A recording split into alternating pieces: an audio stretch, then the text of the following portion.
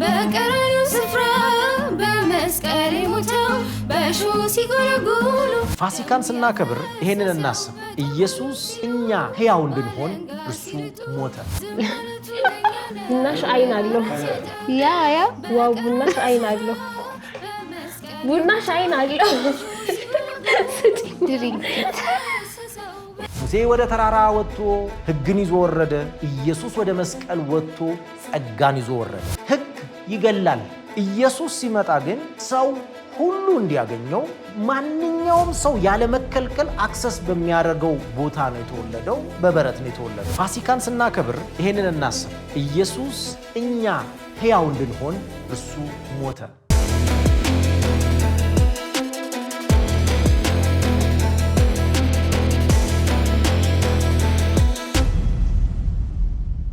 ሰላም ቅዱሳን እንደምን አላችሁ? እግዚአብሔር ይመስገን እኛ ደህና ነን። ዛሬ በጣም አጠር ያለ የበዓል መልእክትን ለማስተላለፍ ነው የመጣ ነው። አጭር ጸሎት አድርጌ ልግባ። ጌታ ሆይ እናመሰግንሃለን፣ በስምህ ቃልህን እንድትገልጥልን የልጅህን ሞትና ትንሣኤ እንድታበራልን ለመንህ። ሕዝብም ይህንን በማወቅ ሕይወት ይሁንለት። አሜን። እሺ እንግዲህ የፋሲካን በዓል ስናስብ በመላው የክርስትና እምነት ተከታይ ብዙ ትኩረት ከሚሰጣቸው ሃይማኖታዊ በዓላት አንደኛው የፋሲካ በዓል ነው እና ይሄ የፋሲካ በዓል ብዙ ቦታ የተለያየ አይነት ስያሜ ይሰጠዋል። ብለር ያደረገ አለ። አንዳንድ ቦታዎች ላይ ለምሳሌ አውሮፓውያን አሁን ራሳቸውም ብዙዎቹ እንደሚያውቁት ኢስተር ተብሎ ይጠራል። ምናልባት በፈርቲሊቲ አምላክ ስም ነው የተሰየመው እና ሌላ መልክ ይዞ እንደው የተቀየረበት ሁኔታ አለ እና እኛ እንደመታደል ሆኖ ስሙን ራሱ ስንወስድ የክርስቶስን የትንሣኤን በዓል የምናከብርበት ፋሲካ ነው የምንለው። ፋሲካ የምንለው በዘጸአት መጽሐፍ ላይ ያለን አንድን የታሪካዊ ሁነትን የሚያሳየን ነው። ይሄ ታሪካዊ ሁነት እስራኤላውያን በግብፅ በባርነት እንደቆዩ፣ በዛም ባርነት እጅግ እንደተጨነቁ፣ እንደተሰቃዩ፣ በዛ ስቃይ መከራ ብዛት ወደ እግዚአብሔር እንደጮሁ፣ እግዚአብሔርም እንደሰማቸውና ከዛ ነፃ እንዳወጣቸው ነው። ነፃ ሲያወጣቸው የመጨረሻዋ ምሽት፣ በግብፅ የመጨረሻ ምሽት ወደ አዲሱ አገራቸው ወደ ተስፋው ምድራቸው ደግሞ የጉዞ የመጀመሪያ ወይንም የግብፅ መጨረሻ የአዲሱ ጉዟቸው መጀመሪያ የሆነ አንድ የተከናወነ ድርጊት ነበረ። ያ ድርጊት ምንድን ነው? የመጨረሻውን ቅጣት በግብፃውያን ላይ እግዚአብሔር የበኩር ልጆችን መውሰድ ከማድረጉ በፊት እንደዚህ ያላቸው፣ እያንዳንዱ ቤት አንድ በግ እንዲታረድ፣ የዛም በግ ደም በመቃኑ እንዲቀባ፣ ያንንም መቃን ደም የተቀባ ቤቶችን የሞት መልአክ እንደሚያልፋቸው፣ ደም ምልክት የሌለበት ግን የበኩር የሆነ እንስሳም ሰውም ነፍስ ያለው እንደሚሞት ተናገረ እግዚአብሔር። ስለዚህ ያ የበጉ መታረድ ብቻ አይደለም፣ በጉን ብሉት ብሏቸዋል። ባልቦካ ወይንም ደግሞ እርሾ በሌለው ቂጣ በመራራ ቅጠል፣ ያውም ታጥቃችሁ በትራችሁን ይዛችሁ ልክ ለጉዞ እንደተዘጋጀው ሆናችሁ ምንም ሳይቀር እያንዳንዱ ሰው ይብላ ከዚህ አለ እግዚአብሔር። በሉ። ከዛ ወጡ፣ ጉዞ ጀመሩ። ሲና በረሃ ላይ ደረሱ። የሕግ መሰጠት ሆነላቸው። የሕግ መሰጠቱ ሲሆን ወደ ተራራው ሙሴ ወጣ።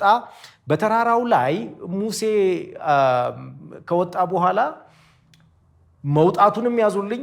ከወጣ በኋላ ሕግን ተቀበለ። ከተቀበለ በኋላ ሲወርድ ከ40 ቀን በኋላ በዚያ ኦልሬዲ ሰዎች እግዚአብሔርን እያዩ፣ ተራራው ሲጨስ እያዩ፣ እሳት እያዩ፣ ደመና እያዩ፣ ጥቅጥቅ ያለ ጨለማ እያዩ ጣዖት እያመለኩ ነበርና ሙሴ በጣም ተቆጣ።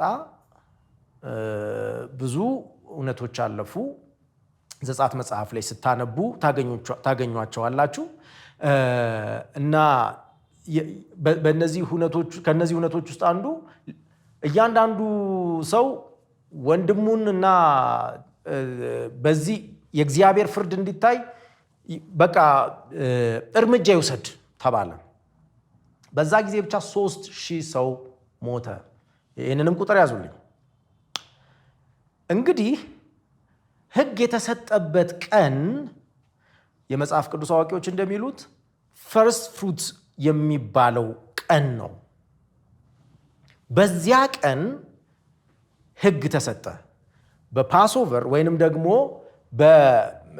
በፋሲካ ከግብፅ ወይንም ከባርነት ወደ ነፃነት ሰዎች ወጡ እና በዛ በመውጣታቸው የበግ መስዋዕት ነበረ።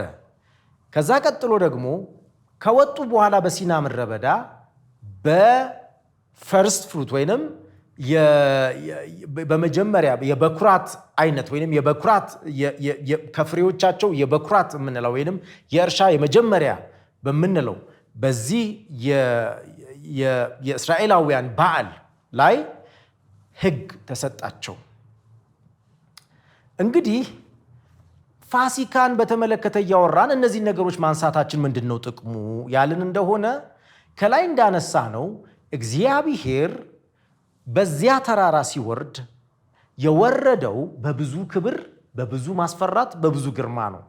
እንደውም ለተራራው ወሰን አበጅቶ ማንም ሰው ወደ ተራራው ምን እንዳይቀርብ ብሎ ነበር እንትን ያለው። ይሄንን በዘጸአት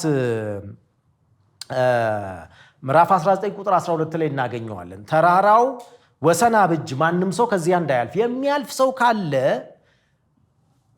ያ ሰው በድንጋይ ተወግሮ ወይ በቀስት ተወግቶ ይወገድ ይላል። ይሄ የመጀመሪያው የእግዚአብሔር መገለጥ ነው እና በዚያ ውስጥ ብዙ ሰዎች አልቲሜት ሳክሪፋይስ ስላልተደረገ እግዚአብሔርን እንዲቀርቡ አልተፈቀደም። ምክንያቱም ኃጢአት እና የኃጢአት ስራ በእግዚአብሔርና በሰው መካከል ገብቶ ነበር። ያ ወሰን ኃጢአትን የሚያሳየን ነው እና ተራራው ቅዱስ ነው። ሰው ወደዚህ ተራራ እንስሳም ሆነ ሰው እንዳይቀርብ የሚል ሕግ ተቀመጠላቸው።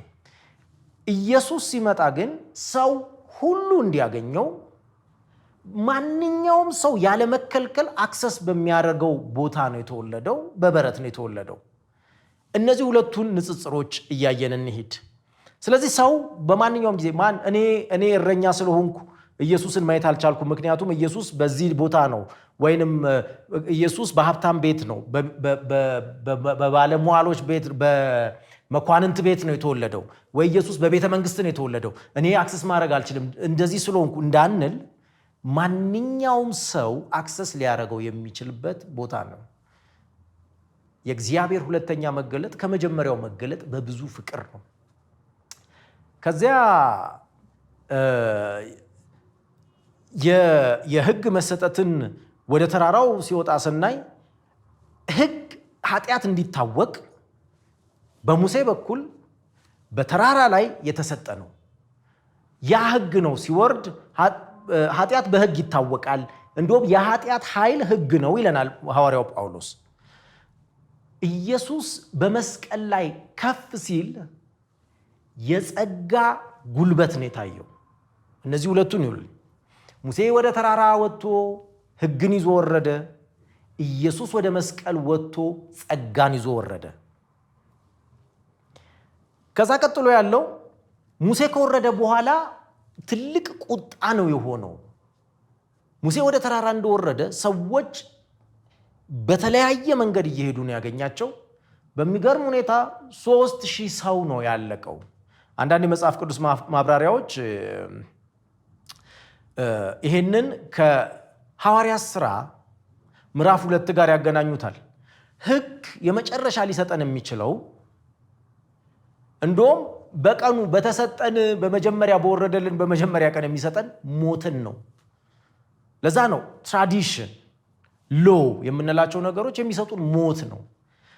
ኢየሱስ ሞትን ድል አድርጎ ከተነሳ በኋላ በሐዋርያት ሥራ ምዕራፍ 2 ላይ የጌታ መንፈስ ሲወርድ የተሰጠን መንፈስ ቅዱስ በዚያን ቀን ጴጥሮስ በሰበከ ጊዜ ስንት ሰዎች ተጨመሩ ነው የሚለን? 3000 ነው የተጨመረልን። ጸጋ ሕይወት ነው የሚሰጠን።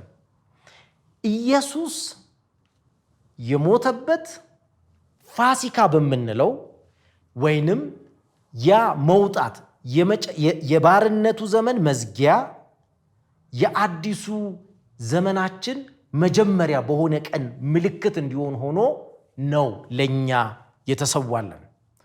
ለዚህ ነው ኢየሱስን በብሉይ ኪዳን ስንፈልገው ሁሉም መጽሐፍት ሁሉ ስለሱ እንደተጻፉ ሲናገር እውነት ነው።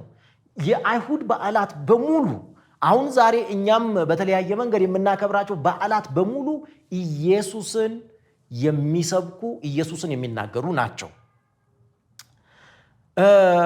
ስለዚህ ኢየሱስ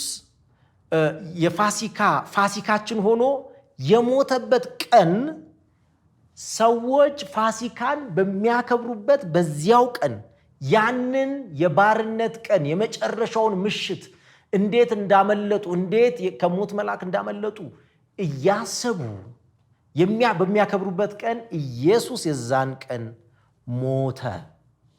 እሱ ሲሞት ኤግዛክትሊ በተራራው ላይ እንደነበረ ጨለማ ከ6 ሰዓት እስከ 9 ሰዓት በምድር ላይ ጨለማ ሆነ። አንዳንዶች የፀሐይ ግርዶሽ ነው ይላሉ፣ አንዳንዶች ዋትኤቨር። ግን በዛ ጊዜ መጨለሙን ታሪክ ይጽፍልናል። ያ በሕጉ ዘመን የነበረው ያ እግዚአብሔር እራሱ እግዚአብሔር መሆኑን ሰው ብቻ ሳይሆን የሞተው እግዚአብሔር በመስቀል ላይ አምላክ የሆነው ክርስቶስ በመስቀል ላይ ኃጢአታችንን እንደወሰደ የሚያሳይ ግጥምጥሞሽ ነው። ገጠመኝ አይደለም፣ ኮኢንሲደንስ አይደለም። እግዚአብሔር ሁሉንም ነገር በጊዜና በሰዓት ነው የሚሰራውና በዚያ ጊዜ ኢየሱስ እንዲሞት ፀሐይም እንዲጨልም ያንን አይሁዳውያን የሚያውቁትን እግዚአብሔር በዚህኛው እንዲታወቃቸው አደረገ። በኢየሱስ ሞት ሙሴ ከተራራ ሲወርድ 3000 ሰው ሞተ እንደምንል ኢየሱስ ሲሞትና ሲቀበር ሙታን ተነስተው ወደ ከተማ ገቡ ይላል። እነዚህ ሙታን ወደ ከተማ የገቡት አልተገለጸልንም፣ አልተብራራልንም። ሞተው የነበሩ ሰዎች ግን ተነስተው ገብተዋል። ሕግ ይገላል።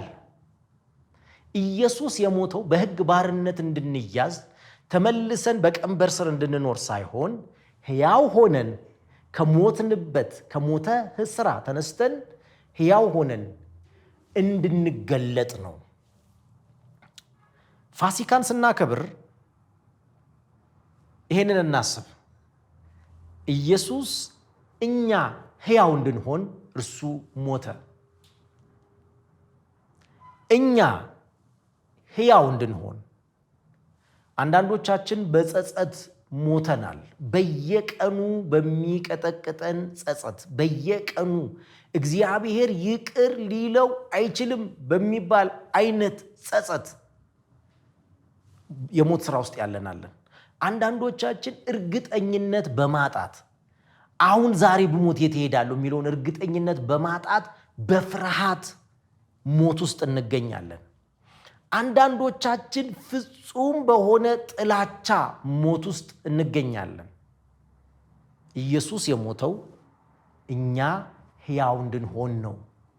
ልክ ኢየሱስ ሲሞት የቤተ መቅደስ መጋረጃ ተቀደደ፣ ሙታን ወደ ከተማ ገብተው ታዩ እንደሚል እኛ ሕያው ሆነን እንድንታይ ከያዘን ጸጸት፣ ከያዘን ፍርሃት፣ ከያዘን ጥላቻ ነፃ እንድንወጣ እሱ ሞቶልናል። ትንሣኤውን ስናነሳ በሚገርም ሁኔታ ትንሣኤው የኢየሱስ ትንሣኤ የተከናወነው እስራኤላውያን ፈርስት ፍሩት ብለው በሚያከብሩት የመጀመሪያ የበኩራት አይነት ብለው በሚያከብሩት ከፍሬያቸው የመጀመሪያውን ለእግዚአብሔር ብለው በሚያከብሩበት እግዚአብሔር ባረከን ብለው በሚያከብሩበት በዚያ ዕለት ነው። ለዚህ ነው በአንደኛ ቆሮንቶስ ምዕራፍ 15 ቁጥር 20 ላይ ኢየሱስ የበኩራት አይነት ሆኖ የሚልል አሁን ግን ክርስቶስ ላንቀላፉት በኩራት ሆኖ ከሙታን ምን ብሏል ይላል ተነስቷል።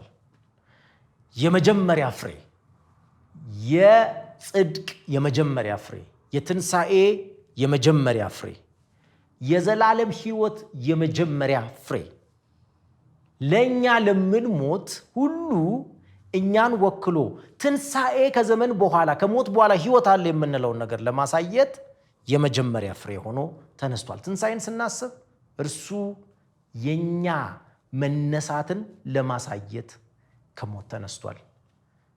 ዛሬ መነሳት እንችላለን። እርሱ ከሞት የተነሳው እኛ ከኃጢአት ሞት ነፃ እንድንወጣ ነው። እሱ ከሞት የተነሳው ለኛ ሊታይልን ነው። እሱ ከሞት የተነሳው እኛ ድህነታችን እርግጠኛ እንደሆነ እንድናውቅ ነው። ለዚህ ነው ዕብራውያን ላይ በሰማይ ያለፈ ታላቅ ሊቀ ካህናት አለን የሚለን ከሞት የተነሳው ኢየሱስ። መልካም የትንሣኤ በዓል ይሆንላችሁ። ወንድማችሁ ሚልኪያስ ነኝ ከዶታይም ሚኒስትሪ።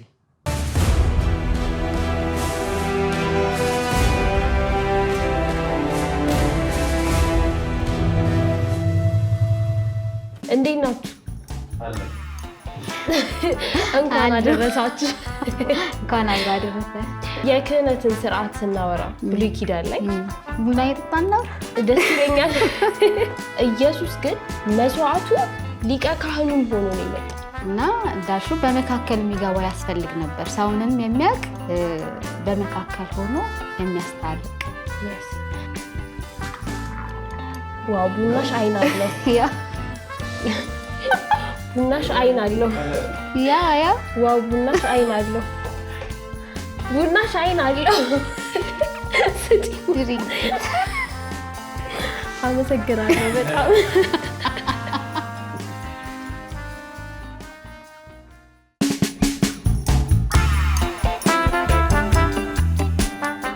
እንዴት ናችሁ? እንኳን አደረሳችሁ። እንኳን አደረሰ። ለጌታችን ለመድኃኒታችን ለኢየሱስ ክርስቶስ የትንሣኤ በዓል እንኳን አደረሳችሁ። ሁላችሁ የምትከታተሉን ይህ በዶታይም ሚኒስትሪ እየተዘጋጀ የሚቀርብላችሁ ምን እየተካሄደ ነው የሚለው ፕሮግራማችን ነው። እንዴት ነሽ እስሪ? በጣም ደህና ነኝ። እንኳን አደረሰሽ። አደረሰ። በዓል እንዴት ነው? በዓል በጣም ደስ ይላል። ሞቅ ሞቅ። በግድ የበዓል አድናቂ አይደለም ብዙ፣ ግን ጥሩ ለኖሩ ጥሩ። እንዴት ነው ፋሲካ? ፋሲካ በነገራችን ላይ ከሁሉም በዓል የምወደው ፋሲካን በዓል እና ለምን ብለሽ አትጠይቂ? ለምን ያው ትነግሪኛለሽ ብዬሽ እኮ። ፋሲካ በጣም የልጅነት ትዝታ ማለት ነው። ቸርች እናድራለን ቅዳሜ ማለት ነው።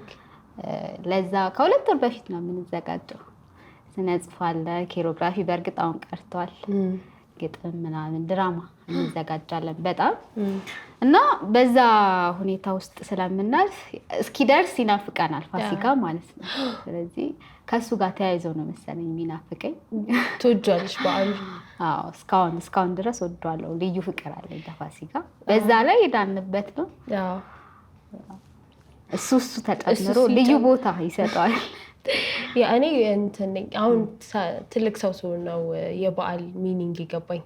በፊት ያው ትምህርት እንዲዘጋ ምናምን ነበርና አሁን ግን እንዴት እያደግሽ ስትመጪ ትርጉሙ አንደርስታንድ ታደርጊያለሽ። ለምንድን ነው በዓል ያለው እና ያው ደግሞ ፋሲካ ሲሆን በጣም በቃ ምንድነው የዳንበት ከዘላለም ሞት ያመለጥንበት ያ ደግሞ የተከፈለበት እሱን የምናስብበት ነውና አሁን ነው እየገባኝ የመጣው በደንብ ከምግቡና ከትምህርት መዘጋቱ በላይ መታሰብ ያለባቸው ያው በዓልን ጠብቀን አይደለም በእርግጥ የምናስበው ይሄን ነገር ግን ከሁሉም ጋር አንድ ላይ የምታስቢበት ስለሆነ የምናስብበት ስለሆነ ማለት ነው። በዓል እንዴት ነው ታዲያ? እኔ ብዙ በዓል አድራጊ አይደለሁም፣ ግን ከሁሉም በዓሎች ፋሲካ በጣም ደስ ይለኛል። ለምን አቲ? እሺ ለምን ማለት አይቀርም። ፋሲካ ያው በልጅነታችን ያው የልጅነትሽ ሚሞሪ በጣም ይቆጣጠርሻል መሰለኝ እና ቸርች ብዙ እንሰራ ነበረ፣ ድራማና ስነ ጽሁፍ ቆይተን ነው ከበዓሉ ከመድረሱ ከብዙ ጊዜያቶች በፊት ነው የምንዘጋጀው በጣም እና ለዛ ቀን ስለሆነ የምንዘጋጀው እንናፍቃለን ቀኑ ማለት ነው። እና አዳር ነበረ እሱ ሚሞሪ ነው። እንደውም ቀኑን የዛለት ተኝቼ ነው ማሳለፈው ከአዳር ስመለስ ማለት ነው። እና ለዛ ደስ ይለኛል። ከዛ በኋላ ደግሞ ድነትን ያገኘንበት ነው፣ የታረቅንበት ነው። ራሱን ኢየሱስ ክርስቶስ የሰጠበት በዓል መታሰቢያ ነው እና ከዚህ አንጻር ፋሲካን በጣም ወዳለሁ። እኔም ብዙም የበዓል እንትን አድናቂ አይደለሁም አልነበርኩም። አሁን እንደውም እያደግኩኝ ስመጣ ያው በፊት ትምህርት ስለሚዘጋ ምናምን ደስ ይልሻል፣ ግን ያው ብዙም እኔ እንትን በዓል ብዙም አይደለም። ካደግኩኝ በኋላ ግን ያው አለ አይደለ ለምን የሚለው ነገር ሚኒንጉ ምናምን ነገር በደንብ እያወቅኩት ስመጣ ሴንስ እየሰጠኝ መጣ እና ያው ሁሌ ማሰብ አለብን ፋሲካን፣ ሁሌ ድነታችንን እናስበዋለን፣ ሁሌም የኢየሱስን ውለታ ሳክሪፋይስ እናስበዋለን። ግን ያው አብረሽ ደግሞ አንድ ላይ ሆነሽ ስታስቢው ለየት ያለ እንትን አለው አይደለ እና ስፔሲፊክ ቀን ነበረ በአመት ውስጥ የሆነ ቀን ነበረ ኢየሱስ የሞተበት ቀን እና እሱን አንድ ላይ ማሰቡ እሱ አሁን በደንብ ሴንስ ይሰጠኛል። በፊት ብዙም እንትን አይደለም፣ በቃ ይዘጋልኝ ትምህርት እንጂ ኬር የለኝም እና እንደዛ ነው። ያው ፋሲካ ነው፣ ትንሣኤ ነው። ስለዚህ የምናወራው ዛሬ ስለ ኢየሱስ ክርስቶስ ሞትና ትንሣኤ እና ለምን ፋሲካ ለምን እንደሆነ ሲግኒፊካንሱ ነው የምናወራው። ለምንድን ነው ፋሲካ? ለምንድን ነው? ስለምንድን ነው? ስለማን ነው? ምንድን ነው ፋሲካ? ፋሲካ ስለ ኢየሱስ ክርስቶስ ነው። ግን መጀመሪያ ስለ ፋሲካ ማውራታችን በፊት ፋሲካ እንዲፈጠር ያደረገው ነገር ምንድን ነው ብለን መጠየቃችን አይቀርም። ፋሲካ ለምንድን እንዴት መጣ ፋሲካ ብለን ስናስብ ወደ ዘፍጥረት 3 ነው የምንሄደው። ኦሪጂናል ሲን ማለት ነው፣ ሰው ከእግዚአብሔር ጋር የተለየበት ማለት ነው። አዳምና ሔዋን በገነት ይኖሩ ነበረ። አዳም ከእግዚአብሔር ጋር የተጠበቀ ግንኙነት ነበረው። አባትና ልጅ ነበሩ፣ ያወራው ነበረ። በሁሉ ላይ ጌታ ነበር፣ በተፈጠሩት ፍጥረቶች ላይ ማለት ነው እና አካባቢውም ገነትን ማሰብ እንችላለን። በአእምሯችን የምንስላቸው ነገሮች አሉ እና እዛ ውስጥ ነበረ የሚኖረው ሰው። የሰው ልጅ ከምናስበው በላይ እንዲህ ለስጋ ለመንፈሱም እግዚአብሔር አለ፣ ለስጋውም የተፈጠረለት እንዲያበጃት እንዲጠብቃት ነው እሱን የፈጠረው እና እንደዛ እያኖሩ ታሪኩን ስናሳጥረው ያው መጀመሪያ ስንመለስ ወደ ዘፍጥረት ታሪክ ስንመለስ ፍጥረት በጠቅላላ የተፈጠረው በእግዚአብሔር ቃል ነው። እግዚአብሔር ይሁን ብሎ ነው የፈጠራቸው። ሰውን ሲፈጥር ግን ዲስከስ አድርጎ ነው የፈጠረው። ሰውን እንደ መልካችን እንደ ምሳሌያችን እንፍጠረው ብሎ በስነ ስርዓቱ ከራሱ ጋር እግዚአብሔር አውርቶ ነው የፈጠረው። ከዛ እሱ ብቻ ሳይሆን ሰውን በእጁ ነው የፈጠረው። በስነ ስርዓቱ ጭቃ አብክቶ ዲዛይን ያደረገው። ከዛ በስነ ስርዓቱ የሆነ አይነት ስትራክቸር እንዲኖረው አድርጎ ነው ሰውን የፈጠረውና ሰው ሲፈጠር በእግዚአብሔር አምሳልና መልክና ምሳሌ ነው የተፈጠረው። ያንንም ማንሳት አለብን፣ ምክንያቱም ከእግዚአብሔር ጋር የነበረው ሪሌሽንሺፕ የእግዚአብሔር ፈጥሮት ፓራዳይዝ ውስጥ አስቀምጦት እንዳይሞት አድርጎት ብቻ አይደለም የተወው። እንዴት ነው እኛ ልጅ ሲኖረን ምን ያህል ነው የምንጨነቅለት፣ ምን ያህል ነው የምንወደው፣ ምን ያህል ነው አለ አይደለ ጋይድ እናደርገዋለን አይደል? ስለዚህ ያው እንደ ምሳሌያችን እንደ መልካችን ሲል ያው ምሳሌያችን ሲል እግዚአብሔር በሰማይ ይገዛል፣ ሰው በምድር ይገዛ ነበር ተብሎ ነው የሚፈታውና እያንዳንዷን ስቴፑን ጋይድ ያደርገው ነበር። እያንዳንዷን ስቴፑን እንደ አባቱም ነው አባቱም ነው። ይሄንን መርሳት የለብንም። እግዚአብሔር የአዳም አባቱ ነው እና በዛው መጠን እኛ አሁን የምናውቀው ፍቅር የሰውን ፍቅር ስለሆነ ነው። ከሰው ፍቅር አንጻር ነው ነገሮች የምናወራቸው። ስለዚህ አባቶቻችንና እናቶቻችን የሚሰጡን ፍቅርና እኛ ደግሞ አባት ስንሆንና እናት ስንሆን የምንሰጠውን ፍቅር ነው መግለጽ የምንችለው። በጣም ትልቁ ፍቅር ብለን እንኳን ብናወራና እግዚአብሔር ደግሞ አስቦበት ክሬሽንን ፈጥሮ ፍጥረታትን በጠቅላላ ሰው ጋር ሲመጣ ነው ጊዜ ወስዶ ዲስከስ አድርጎ ዲዛይን አውጥቶ በእጁ ማለት ነው የፈጠረውና ልጁ ነበረ። ወንጌላት ላይ የኢየሱስን ጂኖሎጂ ስናይ አንደኛው ላይ አዳም መጨረሻ ላይ የኢየሱስን አባት ይሄ የዘር ግንዱን ያወራና አዳም ይልና የእግዚአብሔር ልጅ እንትና ልጅ ይልና አዳም የእግዚአብሔር ልጅ ይለዋል። አዳም የእግዚአብሔር ልጅ ነበረ እና ይሄ ፐርፌክት የሆነው ስህተት የሌለበት ኃጢአት የሌለበት ምንም ከእግዚአብሔር መሀል ላይ ያልተለያየ በፐርፌክት ኢትዮጵያ ውስጥ ይኖር ነበር ማለት ነው አዳም። ከዛ በኋላ የእግዚአብሔር ልጅ መሆን እንዳልሽው ክብር አክብሮታል እግዚአብሔር ሰውን ሲፈጥር ማለት ነው። እንዳልሽው እንደሌላ ፍጥረት አይደለም። ስምና አዳምን ነው ሌሎቹን ፍጥረት ስም ያወጣላቸው፣ ግን ሰውን አክብሮታል ከሌላው ከፍጥረት ሁሉ ማለት ነው። እና ፓራዳይስ ውስጥ እየኖረ እያለ ያው በምሳሌያችን እንፍጠረው በመልካችን እንፍጠረው ላይ እንመጣለን። ስሜት፣ ፈቃድ፣ እውቀት ነፍሳችንን ማለት ነው እናነሳለን። ያ የእግዚአብሔር መልክ ነው እኛ ጋር ያለው ማለት ነውና ፍቃድ ነበረው አዳም። ሞትንና ህይወትን የመምረጥ በእጁ ፍቃድ ነበረው። እግዚአብሔርም ዝም ብሎ ያለ ፈቃድ እንዲኖር አላስቀምጠውም አዳምን። አሻንጉሊት አልነበረም አዳም። ፈጠረው፣ ግዛ አለው፣ አባቱ ነው። ከዛ ግን you have a choice ምንድነው ሞትንና ህይወትን መምረጥ ትችላለህ ብሎ አስቀምጦ ነበረ ዕፀ በለስን ማለት ነው። ያው ከዛ በኋላ የመረጠው እናውቃለን። የዛኔ ነው ኦሪጂናል ሲን ነው አይደለ? በቃ ይሄ የኃጢአቶች ሁሉ መነሻ የነበረው ኃጢአት ወደ ምድር የገባው እግዚአብሔርና ሰው የተጣሉበት ቦታ ያ ነው። እግዚአብሔርና ሰው ተጣሉ። ሮሜ 2 ላይ እንደውም ሄደን ስናይ ሮሜ 5 ላይ ሄደን ስናይ ከእግዚአብሔር ልጅነት ወደ እግዚአብሔር ጠላትነት ነው ወዲያው ነው ትራንስፈር ያደረገው።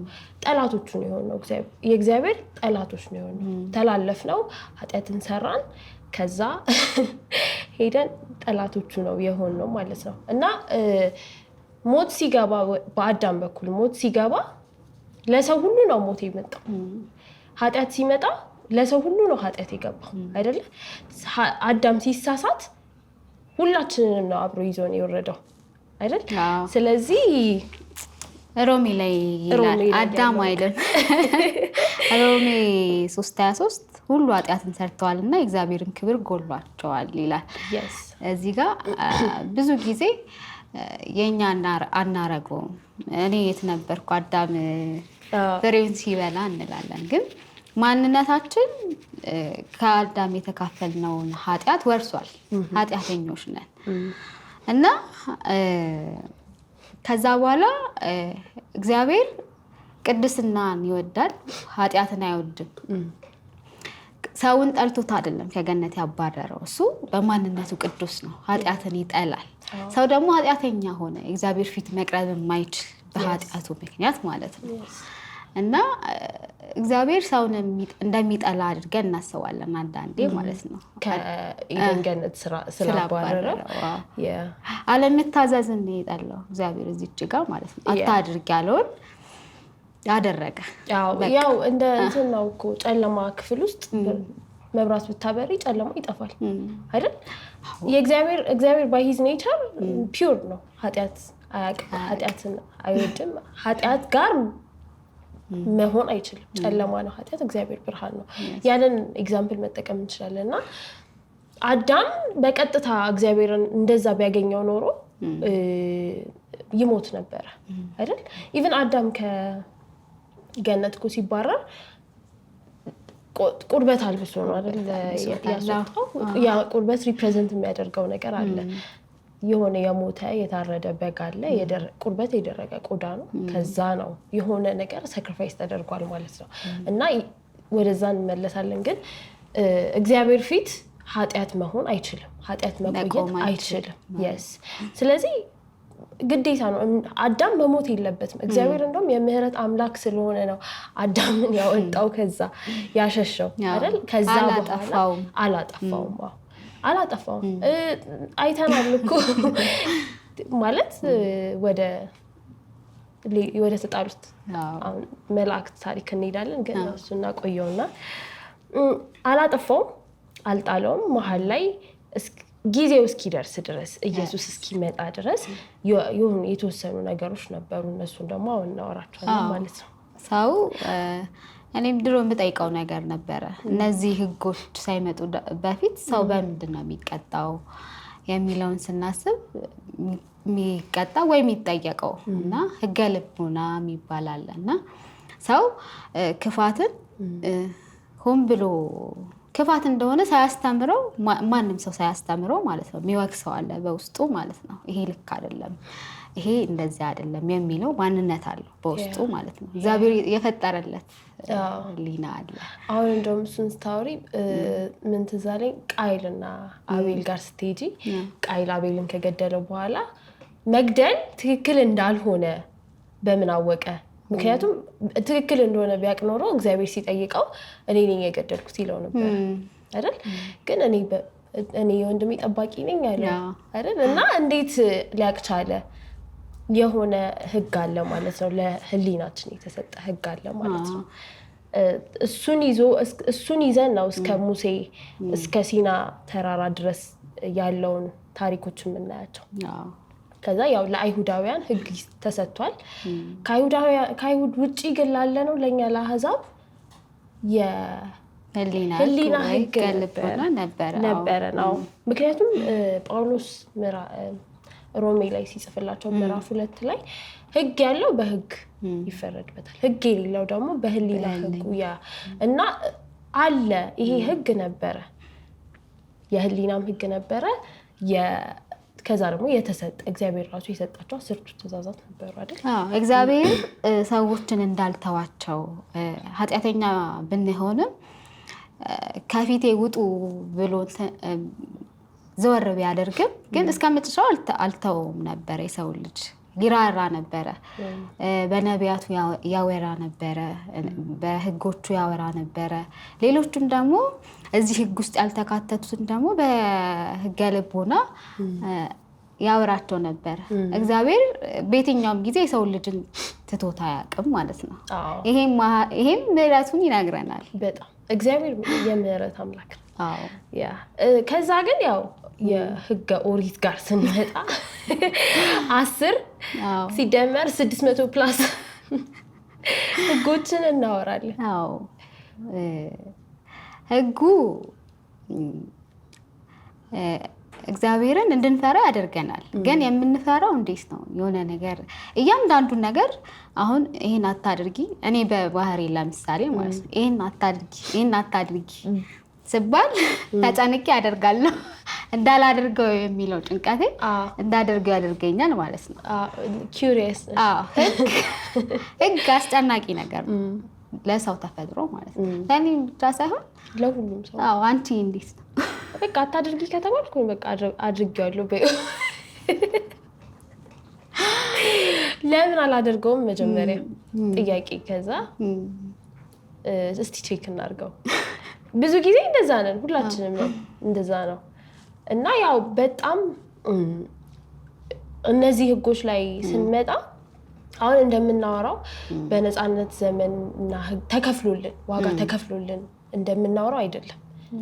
በጣም ኤግዞስቲንግ፣ በጣም ከባድ፣ በጣም ሸክም ሰው አድርጎት ፈጽሞ 9ን አድርጎ ልክ አንደኛውን ሲሳሳት 9ን እንዳላደረገ 10ን በቃ አላደረገ 9 አድርገሽ አንድ ስትሳሳቺ 9ንም አላረክሽም በቃ እስከዚህ ድረስ በጣም ኤግዞስቲንግ ፊዚካሊ ሜንታሊ በጣም ድሬኒንግ ነበረ እና ከዛ በላይ ደግሞ ህጉን ለመጠበቅ የተሰሩ ሌሎች ተጨማሪ ህጎች ነበሩ። እነዚህ ህጎች ህግ ላይ ህግ ተደራርቦ የህጉን ዋና ፖይንት እስከ ማሳጣት ድረስ ገባሽ? አሁን ሰንበትን አክብር ይሄ የኢየሱስ ማንነት ላይ ያለውን ምሳሌ ማንሳት ይችላል። ከዚህ በፊት አንስተን መሰለኝ ግን ሰንበትን አክብር በጣም ቱ ዘ ኤክስትሪም ሄዶ ሰንበት ላይ ፕሮሰስ የተደረገ እንቁላል አይበላም ነበረ እና እንቁላሉን ይጥሉት ነበረ። እስከዚህ ድረስ በጣም እንዴት ነው ህግ ላይ ህግ በጣም ተጨምሮ ነበር እና በጣም ኢትስ ኤግዞስቲንግ። አንዱን ሳታደርጊ ሌላው፣ አንዱን ለመፈጸም ስትጠሪ ሌላው አድካሚ ነው። በጣም አድካሚ ነው። ህጉን እንደ ቀንበር ነው የምናየው። አሁን አዲስ ኪዳን ላይ ስላለን በተለይ በድፍረት ማውራት እንችላለን። ህግ በጣም አድካሚ ኤግዞስቲንግ ነበረ እና ተፈጽሞ አያልቅም ነበረ። ከዛ ግን ስናይ ደግሞ ህጉን ያልፈጸሙ ያው ኃጢአት ነው አይደለ? ኃጢአት ላይ ኃጢአት ነው። ህግ ስላለ ነው ኃጢአትን ያወቅን ማለት ነው። እና ህግን ላልፈጸሙ ደግሞ የሚደረግ መስዋዕት ነበር አይደለ? የሚፈጸም መስዋዕት ነበረ። እሱን ደግሞ እናወራበታለን ማለት ነው። እሱ ሊቀ ካህን አለ፣ ካህን አለ፣ ሊቀ ካህን አለ። እነዛን ህጎች የተላለፉ ሰዎች ደግሞ ሌላ መስዋዕት ደግሞ አለ። ካህኑ እንደየሰው በደል የሰዎችን ኃጢአት ተሸክሞ ይገባል። ሊቀ ካህኑ እንደምናውቀው በአመት አንዴ የሁሉንም በደል እሱ ሰውየው ራሱ የሁሉንም በደል ተሸክሞ ዕብራውያን ላይ እንደሚናገረው ማለት ነው። ዕብራውያን 9:18 ላይ ምን ይላል? ስለዚህም ፊተኛው ኪዳን እንኳን ያለ ደም አልተመረቀም ይላል። እንዳልሽው ሁለት ድንኳኖች ነበሩ ሳክሪፋይስ የሚደረግባቸውና የመጀመሪያው ድንኳን ላይ በየቀኑ ካህናት ይገቡ ነበር። ሁለተኛው ላይ ደግሞ ወደ ቅዱሳኑ ሊቀ ካህኑ ለህዝቡና ለራሱ መስዋዕትን ይዞ ይገባ ነበር። ከዛ ግን ይሄ ምንድነው የሚደረገው? ደም ይፈስ ነበር። የፍየሎች ደም ይፈስ ነበር። የዋኖስ ደም ይፈስ ነበር። መስዋዕትን ያደርጉ ነበረ ማለት ነው። እዛው ላይ ወረድ ብለሽ ዕብራውያን 9:22 ላይ ስታዩ እንደ ህጉም ከጥቂቶች በቀር ነገር ሁሉ በደም ይነጻል፣ ደምን ሳይፈስ ስርየት የለም ይላል። ለኃጢአት ደም መፍሰስ አለበት፣ ስርየት መኖር አለበት። ገባሽ አይደለ? ደም መፍሰስ አለበት፣ መስዋዕት መኖር አለበት፣ ስርየት እንዲኖር ማለት ነው። እና ይሄንን ኃጢአት ህግን መተላለፍ ከዛ በደል አለ። ከዛ ስትሄጂ ለዚህ በደል ደግሞ የሚከፈል ዋጋ አለ። የሚከፈለው ዋጋ ደግሞ ደም ነው። መስዋዕት ይደረግ ነበረ። እሱን ደግሞ ይዘው የሚገቡ ካህናትና ሊቀ ካህን ነበሩ ማለት ነው። ስለዚህ እንመጣለን ወደ ማን ክህነት እንመጣለን? ወደ ኢየሱስ ክህነት እንመጣለን። ኢየሱስ እግዚአብሔርም 100% እግዚአብሔር 100% ሰው ነበረ። ሰው የሆነበትን ምክንያት እግዚአብሔርነቱ ጥያቄ ውስጥ ራሱ አይገባም አይደለ? ከዛ ግን ሰው ሆነ። እዛ ጋር ኃጢአት ነበረ። ከዛ ያ ኃጢአት ሰውን አስወጣ፣ ከእግዚአብሔር መንገድ አስወጣው። ከዛ በህግ ውስጥ እግዚአብሔር ከሰው ጋር ሪካውንስል ለማድረግ ሞከረ። ከዛ ጊዜው ደረሰና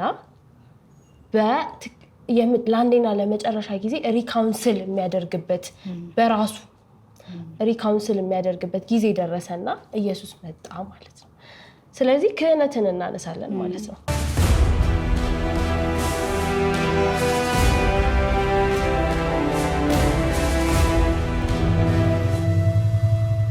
የክህነትን ስርዓት ስናወራ ብሉይ ኪዳን ላይ ለምሳሌ አንቺ ኃጢአትሽን ይዘሽ መጣሽ። ለኃጢአትሽ የሆነ ይቅር እንዲባልልሽ ይዘሽ መጣሽ አንድ ፍየልን ወይ ጠቦት። ከዛ ለካህኑ ሰጠሹ ተናዘሽ ከዛ ካህኑ ስለአንቺ ይገባል በእግዚአብሔር ታቦት ፊት ይገባል አይደለ ከዛ በኋላ ላይ አንቺ ትሄጃለሽ ወደ ቤትሽ እየሄድሽ ከሆነ ሰው ጋር ልትጋጭ ይችላልሽ ወይ ልትጣይ ይችላልሽ ወይ ከዛ አንደኛውን ህግ ትተላለፊያለሽ እዛው ይቅር አስብለሽ እዛው ሌላ አንድ አስብለሽ ታስቆጥሪያለሽ እንደዚህ ነበር የውሃ ቀዳ ውሃ መልስ ገባሻ ሰው ህጉን ፈጽሞ አይጨርስም ይቅር አስብሎ አይጨርስም ካህኑ 365 ወይም 66ን ቀን ሰዎችን እያያዘ ራሱንም እያያዘ ይገባል አንዳንዴ ያልተናዘዘውም ኃጢያት ሊኖርበት ይችላል እዛው ይወድቃል ይሞታል ሌላ በገመድ ተጎትቶ ይወጣል እንደዚህ አይነት ሳይክል ነበረ ምንም የማያልቅ ሳይክል ነበረ በጣም አድካሚ ሳይክል ነበረ ኢቭን ይቅር ማስባል ኃጢያትን ይቅር ማስባል ራሱ እንትን ነው ድካም ነው የነበረው ማለት ነው በጣም ለእያንዳንዱ በደል ብዙ ሰው ከኢኮኖሚው አንፃር ራሱ ደሃ ራሱ የሌለው ይላል ዋኖስ ርግብ ማቅረብ ይችላል ይላል መጽሐፍ ቅዱስና ስንት በደል በየቀኑ ይበድል ደሃ ራሱ በየቀኑ ስንት በደል ይበድላል ያለው ኮርማዎችን ይዞ ሄዳል በጎችን ይዞ ሄዳል እና ህጉ ለየትኛውም ሰው ከባድ ነበር በጣም ከባድ ነበርና ካህኑም ለራሱ ይፈራ ነበር ያ ካህን የራሱን በደል ይሸከም ነበር በብዙ ፍርሃት ነው የሚገባውና አንስተሹ ነበር ምናልባት ቢሞት እንኳን ተብሎ እግሩ ላይ ገመድና ቃጭል ይደረጋል ወደ ውስጥ ከገባ በበደሉ ምክንያት ያለበት በደል ከተገኘበት ሰውየው ይሞታል እግዚአብሔር ይሄን ያህል ቅድስና ኃጢያትን ስለሚጸየፍ መጀመሪያም ያለው ይሄን አልነበር ኃጢያት ነው ሰውንና እግዚአብሔር መካከል ገብቶ የለየው ስለዚህ የሰውን ክህነት ሙሉ አልነበረም የሚጎለው ነገር ነበረ ህጉ ሙሉ አልነበረም ወይም ለመፈጸም አይችልም ነበር ማንነታችን ህግን ለማድረግ ደካማ ነበር ስለዚህ ሰው ራሱ ካህን ሲሆን የራሱን ድክመት አለበት ይሞታል እንደገና የምታመጫቸው ደግሞ መስዋዕቶች ራሳቸው እንዳልሹ እንደ ኢኮኖሚሽ ነው በጣም የደሃ ከሆንሽ በቃ ለሁለት ዓመት ምናምን ይቅር ላታስቢ ትችያለሽ እና በጣም ኢኮኖሚካሊ ድሬኒንግ ነው ፊዚካሊ ድሬኒንግ ነው እንደገና ደግሞ ይሄ ስርዓት ደግሞ የነበረው ላይክ በየሰፈርሽ አልነበረ የምትሄጂበት ስፔሲፊክ ቦታ አለ ያ ሁላ አስቢው እንግዲህ የመንቀሳቀሱንም ነገር አስቢውና ይሄም እኮ ለአሕዛብ አልነበረም ለእስራኤል ብቻ ነበር ይሄ ደግሞ ጭራሽ አስቢው ይሄንንም ለማድረግ እድል አናገኝም ለኛ እንኳን አልነበረም ያ ይሄም ራሱ በጣም ነው የሚገርም እና በጣም ማለት ህጉ ጭራሽ ከእግዚአብሔር ወደ እግዚአብሔር ለመጣን ነበር መሆን የነበረበት ከእግዚአብሔር አራቀ ስርዓቱ ደግሞ እሱን ኃጢያትሽን መራቅሽን ደግሞ ለመመለስ ያለው ስርዓት ራሱ በጣም አድካሚ ነበር በዛን ጊዜ ህጉንም እነዚህ የሚፈጽሙ ሰዎች ነበሩ ከጊቱ አንዷን እንኳን የማይተላለፉ ሰዎች ነበሩ ነጻፍት ፈሪሳውያን ኢየሱስ ክርስቶስ በመጣ ጊዜ እንኳን በጣም ይቃወሙት የነበሩ እነሱ ናቸው ግን ህግን ከሁሉ የሚያውቁት ደግሞ እነሱ ናቸው ያው እነሱ ህግን ያውቁ ነበር ግን ኢየሱስ ራሱ በጣም ኮንዴም ያደርጋቸው ለራሳችሁ እኮ በእንጨት አትነኩት ያደርጋቸው አይፈጽሙትም ነበር ያው ማወቅና ማድረግ እኮ በጣም ነው የሚለያየው ቡና እየጠጣን ነው ደስ ይለኛል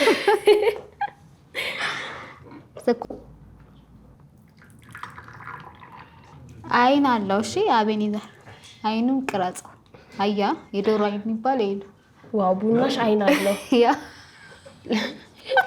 ቡናሽ አይን አለው ያ ዋው ቡናሽ አይን አለው ድሪንክ አመሰግናለሁ በጣም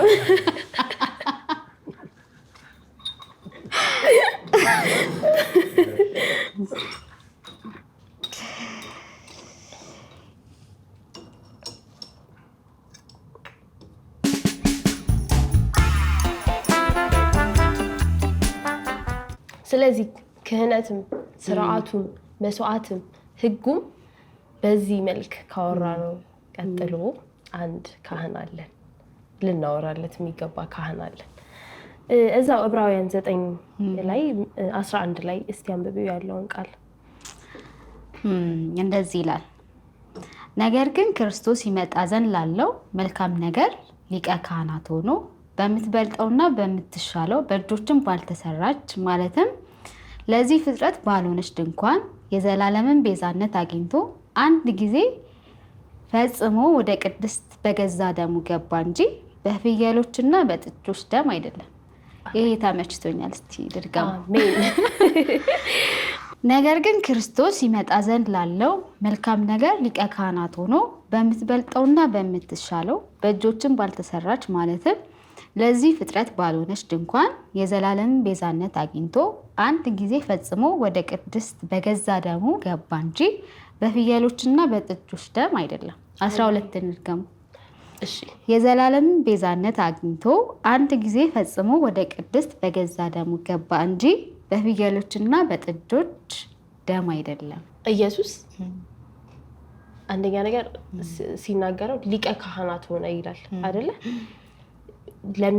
ይመጣ ዘንድ ላለው መልካም ነገር ሊቀ ካህናት ሆኖ የካህናት ሊቅ ሆኖ አንደኛ እሱን ያወራል። ከዛ ደግሞ የጥጆችንና የፍየሎችን የኮርማዎችን ደም ሳይሆን የራሱ ደም ይዞ ነው የገባው ይላል።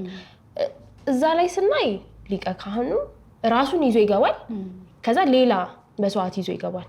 ኢየሱስ ግን መስዋዕቱ ሊቀ ካህኑም ሆኖ ነው የገባው ለአንዴና ለመጨረሻ ጊዜ። የነሱ ሁልጊዜ ደም ይዘው ነው የሚገቡት የኮርማዎችን ደምና ራሱ ነው። አሁን ኢየሱስ ክርስቶስ በፊት ራሱ ነው መስዋዕት ያደረገው፣ ራሱ ነው የታረደው። የሚጮህና የሚናገረው ኃጢአታቸውን ይቅር በል የሚለው የኢየሱስ ደም ነው እና ሙሉ በሙሉ እምነት አለን ከኃጢአት እንደሚያድን ያ ደም ማለት ነው። የኮርማዎችና የፍየሎች ደም እዛ እንትን ላይ ሄደን እንደምናነበው ህጎቹ ላይ ሄደን እንደምናነበው ገና ተመርጦ ነው። ከጠቦትም እኮ የሚመረጥ ጠቦት አለ፣ ከኮርማዎችም የሚመረጥ ኮርማ አለ። እንደዚህ አታቅርበው ለራስ ሌላ ቦታ እንደዚህ አይነት መስዋዕት ታቀርቡልኛላችሁ ብሎ በጣም እየተቆጣ የሚናገርበት ቦታ አለ እግዚአብሔር። እና ግን ኢየሱስ እንደዛ አይደለም፣ እንከን የሌለበት ነበረ። ሙሉ ለሙሉ ሰው ሲሆን እሱ ኃጢአት አላገኘውም ነበረ በመስቀል ላይ እስኪመጣ ድረስ ማለት ነው። የእኛን ኃጢአት ተሸክሞ መስቀል ላይ እስኪመጣ ድረስ ኃጢአት አልሆነም ነበረ። ስለዚህ ዘ ፐርፌክት ሳክሪፋይስ መሆን የሚችለው የሆነውም ኢየሱስ ነው ለአንዴና ለመጨረሻ ጊዜ። ከዚህ በኋላ ምንም አይነት ደም ላይፈስ በእግዚአብሔር ፊት፣ ምንም አይነት ጊዜያዊ ደም ላይፈስ። እዚህ ሰተሽ ሄደሽ መንገድ ላይ ሄደሽ ስትጋጪ የማይረሳ አንድ ተብሎ የይቅርታ ሳይሆን የስርየት ደም የሆነልን። ከዛ ደግሞ ኢየሱስ መስዋዕት ሆኖ ሌላ ሊቀ ካህን ይዞት አልገባም። እራሱ ሊቀ ካህን ሆኖ ነው የገባው። መስዋዕትም ሊቀ ካህንም እንደውም ከዛ ይሄንን እንትን ስናነብ ዕብራውያን 5 ላይ የምናየው ቃል አለ። ዕብራውያን 5:1 ላይ ሊቀ ካህናት ሁሉ ስለ ኃጢአት መባና መስዋዕትን ሊያቀርብ ከሰው ተመርጦ ለእግዚአብሔር በሆነው ሁሉ ስለ ሰው ይሾማልና ይላል። ኢየሱስ ሊቀ ካህን ሲሆን ሰውነቱን ነው የምናነሳው፣ እግዚአብሔርነቱን ማንጠይቀው ነው ብለናል። ግን ሰው የሆነበት አንደኛው ደግሞ ምክንያት ከሰው ተመርጦ ሊቀ ካህኑ ከሰው ነው የሚመረጠው፣ ስለ ሰው ነው የሚሾመው አይደለ? ኢየሱስ ሙሉ ለሙሉ ሰው ነው፣ ሙሉ ለሙሉ እግዚአብሔር ነው። በሰውነቱ ተመርጦ ሊቀ ካህን ሆኗል። ለምን? ስለማን? ስለ ሰዎች፣ ስለ እኛ፣ ስለ ዓለም። አሁን እዚህ ጋር ስትመጪ ኢየሱስ ለአይሁድ ብቻ አይደለም የሞተው፣ ለዓለም ሁሉ ነው የሞተው። የዓለምን ሁሉ ኃጢአት ነው በደሙ ያነጻው። ስለ ዓለም ሁሉ ሕዝብ ነው ሊቀ ካህን የሆነው። በእግዚአብሔርና በሰው መካከል የአዲስ ኪዳን መካከለኛ ይለዋል እንደውም ራሱ። እና እርሱ ራሱ ድካምን ስለሚለብስ ቁጥር 2 ላይ 5:2 ላይ እርሱ ራሱ ድካምን ስለሚለብስ ላልተማሩትና ለሚስቱት ሊራራላቸው ይችላል። ማን? ሊቀ ካህኑ ከሰዎች ስለተመረጠ። ከዛ በዚህ ምክንያት ስለ ሕዝብ እንዲያቀርብ እንዲሁ ስለ ራሱ ደግሞ መስዋዕትን ስለ ኃጢአት ሊያቀርብ ይገባዋል ይላል። የሰው ካህንነት ፌል ያደርጋል። የፈለገ ቢያዝንላቸው የፈለገ ቢሰማው የፈለገ እንትን ቢኖረው ምንድነው ይሄ ርህራሄ ቢኖረው ራሱ ድካም አለበት። ራሱ ድካም አለበት። ገባሽ? አንደርስታንድ አደርጋቸዋለሁ እና እኔ ወስድላቸዋለሁ ማለት አይችልም። የራሱን ድካም ይዞ ይገባል። ስለ ራሱም ደግሞ መስዋዕት ይዞ ይገባል። የኢየሱስ ግን ይለያል አይደል? አዎ ኢየሱስ የእኛን ኃጢአት ነው እንዴ ተሸከመው። እርሱ በማንነቱ ኃጢአተኛ ሆኖ አይደለም። እዚህ ጋር ለየት የሚያደርገው እሱ ኃጢአተኛ አልነበረም። ምንም አይነት ኃጢአት አልነበረበትም። ሰውነቱ ግን የእኛን ኃጢአት እንዲሸከም አደረገው። ሰውነቱ ምን ነው የሚያመለክተው? ሊቀ ካህን ከሰው ነው የሚመረጠው፣ ለሰው ነው የሚመረጠው። ድካምን የሚያውቅ ነው። he has to be part of us። ገባሽ አይደለ? ሂዩማኒቲን ማወቅ ነበረበት። ሂዩማኒቲን ማወቅ አለበት። ሪፕሬዘንት እንዲያደርገው ማለት ነው። በእግዚአብሔር ፊት ሄዶ ሪፕሬዘንት እንዲያደርገው ማለት ነው። የሰው ማንነት ምን ያህል ደካማ እንደሆነ ኃጢአትን መቋቋም እንደማይችል በራሱ ማለት ነው። እነዛ ነገሮች ሁሉ ተሞክረው ስላቃተው ሰው እና እንዳልሽው በመካከል የሚገባ ያስፈልግ ነበር። ሰውንም የሚያውቅ በመካከል ሆኖ የሚያስታርቅ። ስለዚህ ያው ዕብራውያን 8 ላይ ደግሞ 1 ላይ ከተናገርነው ዋናው ነገር ይሄ ነው ይልና በሰማያት በግርማው ዙፋን ቀኝ የተቀመጠ እንዲህ ያለ ሊቀ ካህናት አለን። እርሱም የመቅደስና የእውነተኛይቱ ድንኳን አገልጋይ ነው። እርሷም በሰው ሳይሆን በጌታ የተተከለች ናት። ሊቀ ካህናት ሁሉ መባንና መስዋዕትን ሊያቀርብ ይሾማልና፣ ስለዚህ ለዚህ ደግሞ የሚያቀርበው ሊኖረው የግድ ነው። እንግዲህ በምድር ቢኖርስ እንደ ሕግ መባን የሚያቀርቡ ስላሉ ካህን እንኳን ባልሆነም፣ እርሱ ሙሴ ድንኳኒቱን ሲሰራ ሳለ እንደተረዳ ለሰማያዊ ነገር ምሳሌና ጥላ የሚሆነውን ያገለግላሉ። በተራራም እንደተገለጠ ምሳሌ ሁን ታደርግ ዘንድ ተጠንቀቅ ብሎት ነበርና፣ አሁን ግን በሚሻል ተስፋ ቃል በተመሰረተ በሚሻል ኪዳን ደግሞ መካከለኛ እንዲሆን በዛው ልክ እጅግ የሚሻል አገልግሎት አግኝቷልና ይላል። ይሄ ስለ ኢየሱስ ነው የሚያወራው። እስከዛሬ የነበረችው የመጀመሪያዊቷ ድንኳን አገልግሎት፣ የካህናት አገልግሎት፣ ደም መፍሰሱ፣ እስካሁን ያወራናቸው በጠቅላላ ብሉይ ኪዳን ላይ ያበቃሉ። አዲስ ኪዳን ላይ ስንመጣ የተሻለው ኪዳን ነው። ለአንዴና ለመጨረሻ ጊዜ አገልጋይ፣ የአዲስ ኪዳን አገልጋይ፣ መካከለኛ ሊቀ ካህን አድርጎ የሾመው ኢየሱስን ነው። ስለዚህ መሀል ላይ ይቆማል ማለት ነው ኢየሱስ። ሌላ ማንም መቆም አይችልም። ከኢየሱስ በስተቀር ማንም መስዋዕት አልሆነም። ከኢየሱስ በስተቀር ሊቀ ካህን የሆነ የለም። ለአዲስ ኪዳን ላይ ለአንዴና ለመጨረሻ ጊዜ በእግዚአብሔር ፊት ሙሉ መስዋዕት ይዞ የመጣው፣ በእግዚአብሔር ፊት ስለ ኃጢአታችን ደሙን ያፈሰሰው ኢየሱስ ነው። ከዛ ደግሞ በካህንነቱ መስዋዕቱን ይዞ የገባው ማን ነው? ኢየሱስ ነው። አዲስ ስርዓት ሆኗል፣ ተቀየረ። እነዛ ማድረግ ያልቻልናቸው ነገሮች በአዲሱ ስርዓት በአዲሱ ካህን ክህነት ነበረ በብሉይ ኪዳንም ማለት ነው። ግን ተቀየረ፣ አዲስ ሆነ። እነዛ የሚገቡት ደሞች፣ እነዛ ህጎችና ስርዓቶች በኢየሱስ በኩል ተጠቀለሉ፣ ሁሉም ማለት ነው። ኢየሱስን በማመን ማለት ነው። ስለዚህ ያው መስዋዕትን እናወራለን። መስዋዕት ተደርጓል። ኢየሱስ ተሰቅሏል። ስቅለትን እናወራለን። አሁን ደግሞ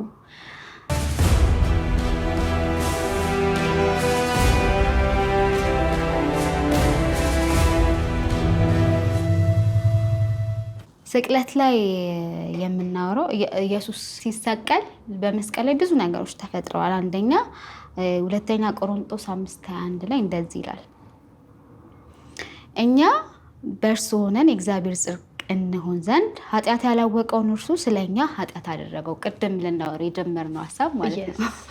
ኢየሱስ ክርስቶስ በመስቀል ላይ ሲሆን ሙሉ ለሙሉ ኃጢአት ሆኖ ነበረ።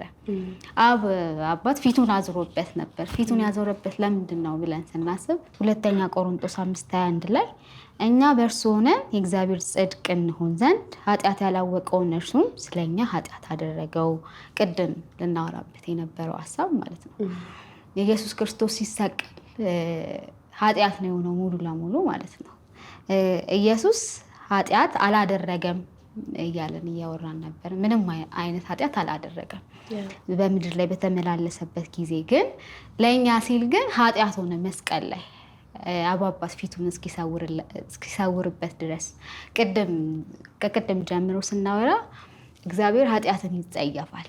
በመስቀል ላይ የሆነው ኢየሱስ ያን ሰዓት ኃጢአት የዓለምን ሁሉ ኃጢአት በዛ ጊዜ የነበሩትን ሰዎች ሁሉ ኃጢአት ወደፊት የሚወለዱትም እኛም የኛንም ኃጢአት ሙሉ ነው የተሸከመው እና ፊቱን እንደመለሰበት መጽሐፍ ቅዱስ ብዙ ቦታ ይናገራል። ምክንያቱም ኃጢአት ሆኖ ነበር መስቀል ላይ። የመስቀሉ ስራ እንደዚህ እንደምናቀለው አይደለም። ተሰቀለ ኢየሱስ እንደምንለው አይደለም። ሲሰቀል ብዙ ነገር ነው አብሮ የተሰቀል ነው። እኛም ነው የተሰቀል ነው። ብዙ ዓለም በክርስቶስ ሊያምን ፈቃደኛ የሆነ ሁሉ አብሮ ነው የተሰቀለው። ኃጢአት ነው የተሰቀለው። ክፉ ምኞታችን ነው የተሰቀለው። ከኢየሱስ ጋር ያልተሰቀለ የለም። እዚሁ ይሄንን ቃል ስናነሳው እኛ በእርሱ ሆነን ነው የሚለው። እኛ በእርሱ ሆነን የእግዚአብሔር ጽድቅ ጽድቅ ሲልሽ የሆነ አይደንቲቲ እየሰጠሽ ነው። ጻድቃን እና ኃጢአተኛ አይደለም ያደረገው። ኢየሱስን ኃጢአት ነው ያደረገው። ከዛ እኛን ደግሞ ጽድቅ ነው ያደረገው። ኤክስቼንጅ ነው ያደረገው። አንዱ ጋር የነበረውን ወደ ሌላኛው ጋር የነበረውን ወደኛ ነው እና ኢየሱስ ኃጢአተኛ አይደለም የሆነው። ኃጢአተኛ ፌል አድርጎ ምናምን አይደለም። ኃጢአትን ነው የሰጠው። ከዛ ግን የእግዚአብሔርን ጽድቅ አንስቶ እኛ በእርሱ እኛ በስራችን አይደለም፣ እኛ በህጉ አይደለም፣ በመስዋዕታችንም አይደለም። እኛ ግን በእርሱ በጌታ በኢየሱስ የእግዚአብሔር ጽድቅ እንድንሆን ኃጢአት የማያውቀውን እርሱን ኃጢአት አደረገው። ገባሻ? እና እዚህ ላይ ማሰብ ያለብን የኢየሱስ ክሩሲፊኬሽን የመስቀሉ ስራ አይደንቲቲ ሺፍት ነው ያደረገው። ሁሌም መጽሐፍ ቅዱስ ኢየሱስን በእርሱ ብሎ ኢየሱስን ያስገባዋል መሀል ላይ ስለሰራችሁና ህጉን ስለፈጸማችሁ የእግዚአብሔር ጽድቅ አላገኛችሁ። በእግዚአብሔር መንገድ ስለሄዳችሁ በራሳችሁ ችላችሁ ስለቆማችሁ የእግዚአብሔር ጽድቅ አገኛችሁ ማለት አይደለም። በእርሱ ግን የእግዚአብሔር ጽድቅ አድርጎልናል። በእርሱ ግን አይደንቲቲያችንን ሙሉ ለሙሉ ነው የቀየረው። እንደ ቀላል የምናየው ነገር አይደለም በፍጹም። ኢየሱስ ሞቱን ያው ኢሳይያስ በጣም በደንብ ገልጾታል አይደለ? ስቃዩን፣ ያስጨነቀውን ጭንቀት፣ የተጨነቀውን ጭንቀት እስከ እንዴት ነው ኢየሱስ ሲሞት እኮ እጁ ላይ እኮ አይደለም ያንን ሁሉ አልፎ መስቀል ላይ ሲሰቀል እዚህ በዚህ አይደለም ያንጠለጠሉት፣ በዚህ ያንጠለጠሉትና ላይክ ሰው አስቢው ያኑላ ግርፋት፣ ያኑላ ህመም፣ ያኑላ ኢንጀስቲስ፣ ያኑላ ንቀት፣ ያኑላ የሚያስጠላ ስድብ ችሎ መስቀል ላይ ደርሶ ከዛ ሲሰቀል እጅ ላይ ይሄ ይቀላል፣ ይሄ ይቀላል። እዚህ ይሄኛው ፓርት ላይ ነው ይሰቀል፣ ይሄኛው ፓርት ላይ ነው እጁን የወጉት በሚስማር። ከዛ እንደ እንጨት ነው አስቢው፣ አጥንትሽን እንደ እንጨት ነው እንጨት ላይ እና እንደዛ ነው የሆነው ኢየሱስ። ከዛ በጣም እንደውም ሳይንቲስቶች ሲያወሩ ኢየሱስ ላይ በጣም ኤግዞስት አድርጓል ሰውነቱ አይደለ? በጣም ሰውነቱ ከአቅም በላይ ተመቷል። በጣም ደምቷል። ከጭንቀቱ ነው የሚጀምረው እሱ። ከክሩሲፊኬሽኑ ከስቃዩ በፊት እሱ በጣም ተጨንቆ ሲጸልይ በጌቴሰማኒ ነው የሚጀምረው ፔኑ። ግን መጨረሻ ላይ ያለው ፔን ደግሞ አጥንቱ ላይ ነው ፒርስ የተደረገው ኢየሱስ እና መተንፈስ አቅቶት ታፍኖ በቃ የመጨረሻው ይሄ አቅቶት ነው የሞተው። አቅቶት መተንፈስ አቅቶት ነው የሞተው። ዝም ብለሽ አስቢ እና ያ ሁላ ፔን ለእንትን አይደለም የሆነ እንዴት ነው በቃ ኢየሱስ ሞቶላችሁ ለማለት አይደለም የኃጢአትን ዋጋን ያስከፈለው ኢየሱስ ኃጢአት ህጉን መፈጸም ያልቻልነውን ማድረግ ያልቻልነውን ላይክ በአቅማችን ህጉን መስራት አለመቻላችንን ገብቻል የህጉን ሁላ አውትካም ነው ኢየሱስ ላይ ከመጀመሪያው እስከ መጨረሻው ያደረገው ማለት ነው እና ዋጋ ከፍሎበታል ኢየሱስ ሊትራሊ በደሙ ዋጋ ከፍሎበታል መዳናችን ላይ እንደ ቀልድ የምናየው ነገር አይደለም ከዚህ በኋላ እኔ ሰርቼ እኔ ህጉን ፈጽሜ ካለን እንደ ኢየሱስ ያንን ሁሉ ነገር ማለፍ አለብሽ የህጉ ውጤት ያ ነው ሰውን ያስጨነቀው ኢየሱስ እኮ በቃ ይሄ ነው በቃ ብሎ ዲስፕሌይ አድርጎታል በሞቱ አይደል እና ችዬ ሰርቼ ምናምን ብለን የኢየሱስን ስራ የምናጣጥልበት አይደለም ኢየሱስ ዋጋ ከፍሎበታል ስለ ህጉ ስለ ኃጢአቱ ዋጋ ከፍሎበታል ስለ አለመቻላችን ስለ መውደቃችን ዋጋ ከፍሎበታል ተሸክሞታል ሁሉንም ነገር አይደለ እኛ አሁን ወዴት ነው የተቀየርነው አይደል ወደ በራሳችን ሳይሆን በኢየሱስ ክርስቶስ ጽድቅ ሆነ አይደል ተለወጠ መንገዳችን ቀየርን በፊት በኃጢአት ነበር ድካም ነበር አለመቻል ነበር ትግሉ እኛ እንደማንችለው ተረዳን መስቀል ላይ ያደረገው ኃጢአቱን በሙሉ ማለት ነው አሁን የክርስቶስን ነገርን በራስ ለማድረግ መሞከር በራስ ጽድቅ መመካት የክርስቶስን መስቀል ክርስቶስ የከፈለውን ዋጋ እንደማራከስ እንደማጣጣል ብቻ ይመስለኛል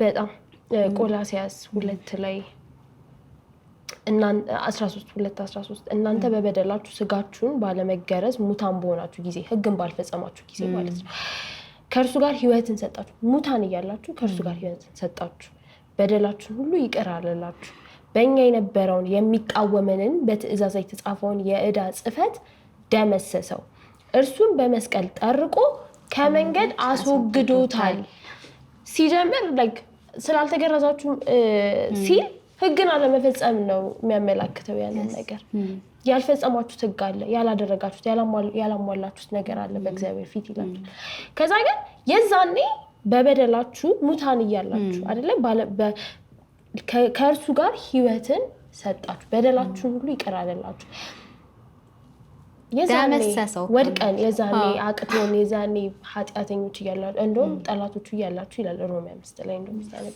የዛኔ ህይወትን ሰጣችሁ ህይወትን የሰጣችሁ ስለቻላችሁ አይደለም ሙታን ስለፈጸማችሁ አይደለም ኢቭን ሞታችኋል ላይክ ከአዳም ኩል አዳም ላይ ያለውን ነገር በጠቅላላ እግዚአብሔር በቃ አይቶታልኛል ገባሽ ህግ መፈጸም መቻል ከእግዚአብሔር ተለይቶ መኖር ሙታንነት የዛኔ ነው ህይወትን የሰጣችሁ በክርስቶስ ኢየሱስ በኩል ኢየሱስ ያንን ስላደረገ ብቻ ኢየሱስ ስለታዘዘ ለመስቀል ሞት በመስቀል ስለሞተ ህይወቱን ስለሰጠ ራሱን ስለሰጠ ከዛ ህይወትን ሰጣችሁ ሙታን እያለን ህይወትን ሰጥቶናል እስከዚህ ነው ኤክስቼንጅ የተደረገ ህይወታችን እና ደግሞ ከዛ በእኛ ላይ የነበረውን የሚቃወመንን በትእዛዝ የተጻፈውን የዕዳ ጽሕፈት ህግ ማለት ነው ህግ ይኮንንሻል ህግ የሆነ ነገር አታርጊ ይልሻል ካደረግሽ በቃ ተኮንነሻል በዛ የዕዳ ጽሕፈትሽ ነው ህግ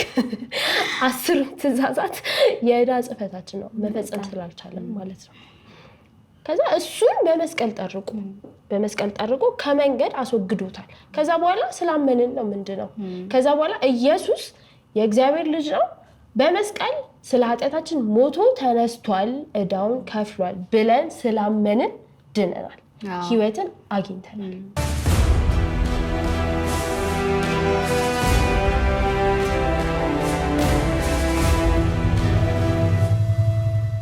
ሌላ የምናደርጋቸው ነገሮች ከዚህ ከድነት በኋላ ማለት ነው በክርስቶስ ስለጸደቅን ነው የምናደርጋቸው መቀደስም ቢሆን ስለጨረሰው ክርስቶስ ስለጨረሰው እንጂ እኛ ገና በራሳችን የምናደርገው ነገር አይደለም እና ያለቀ ጉዳይ ነው።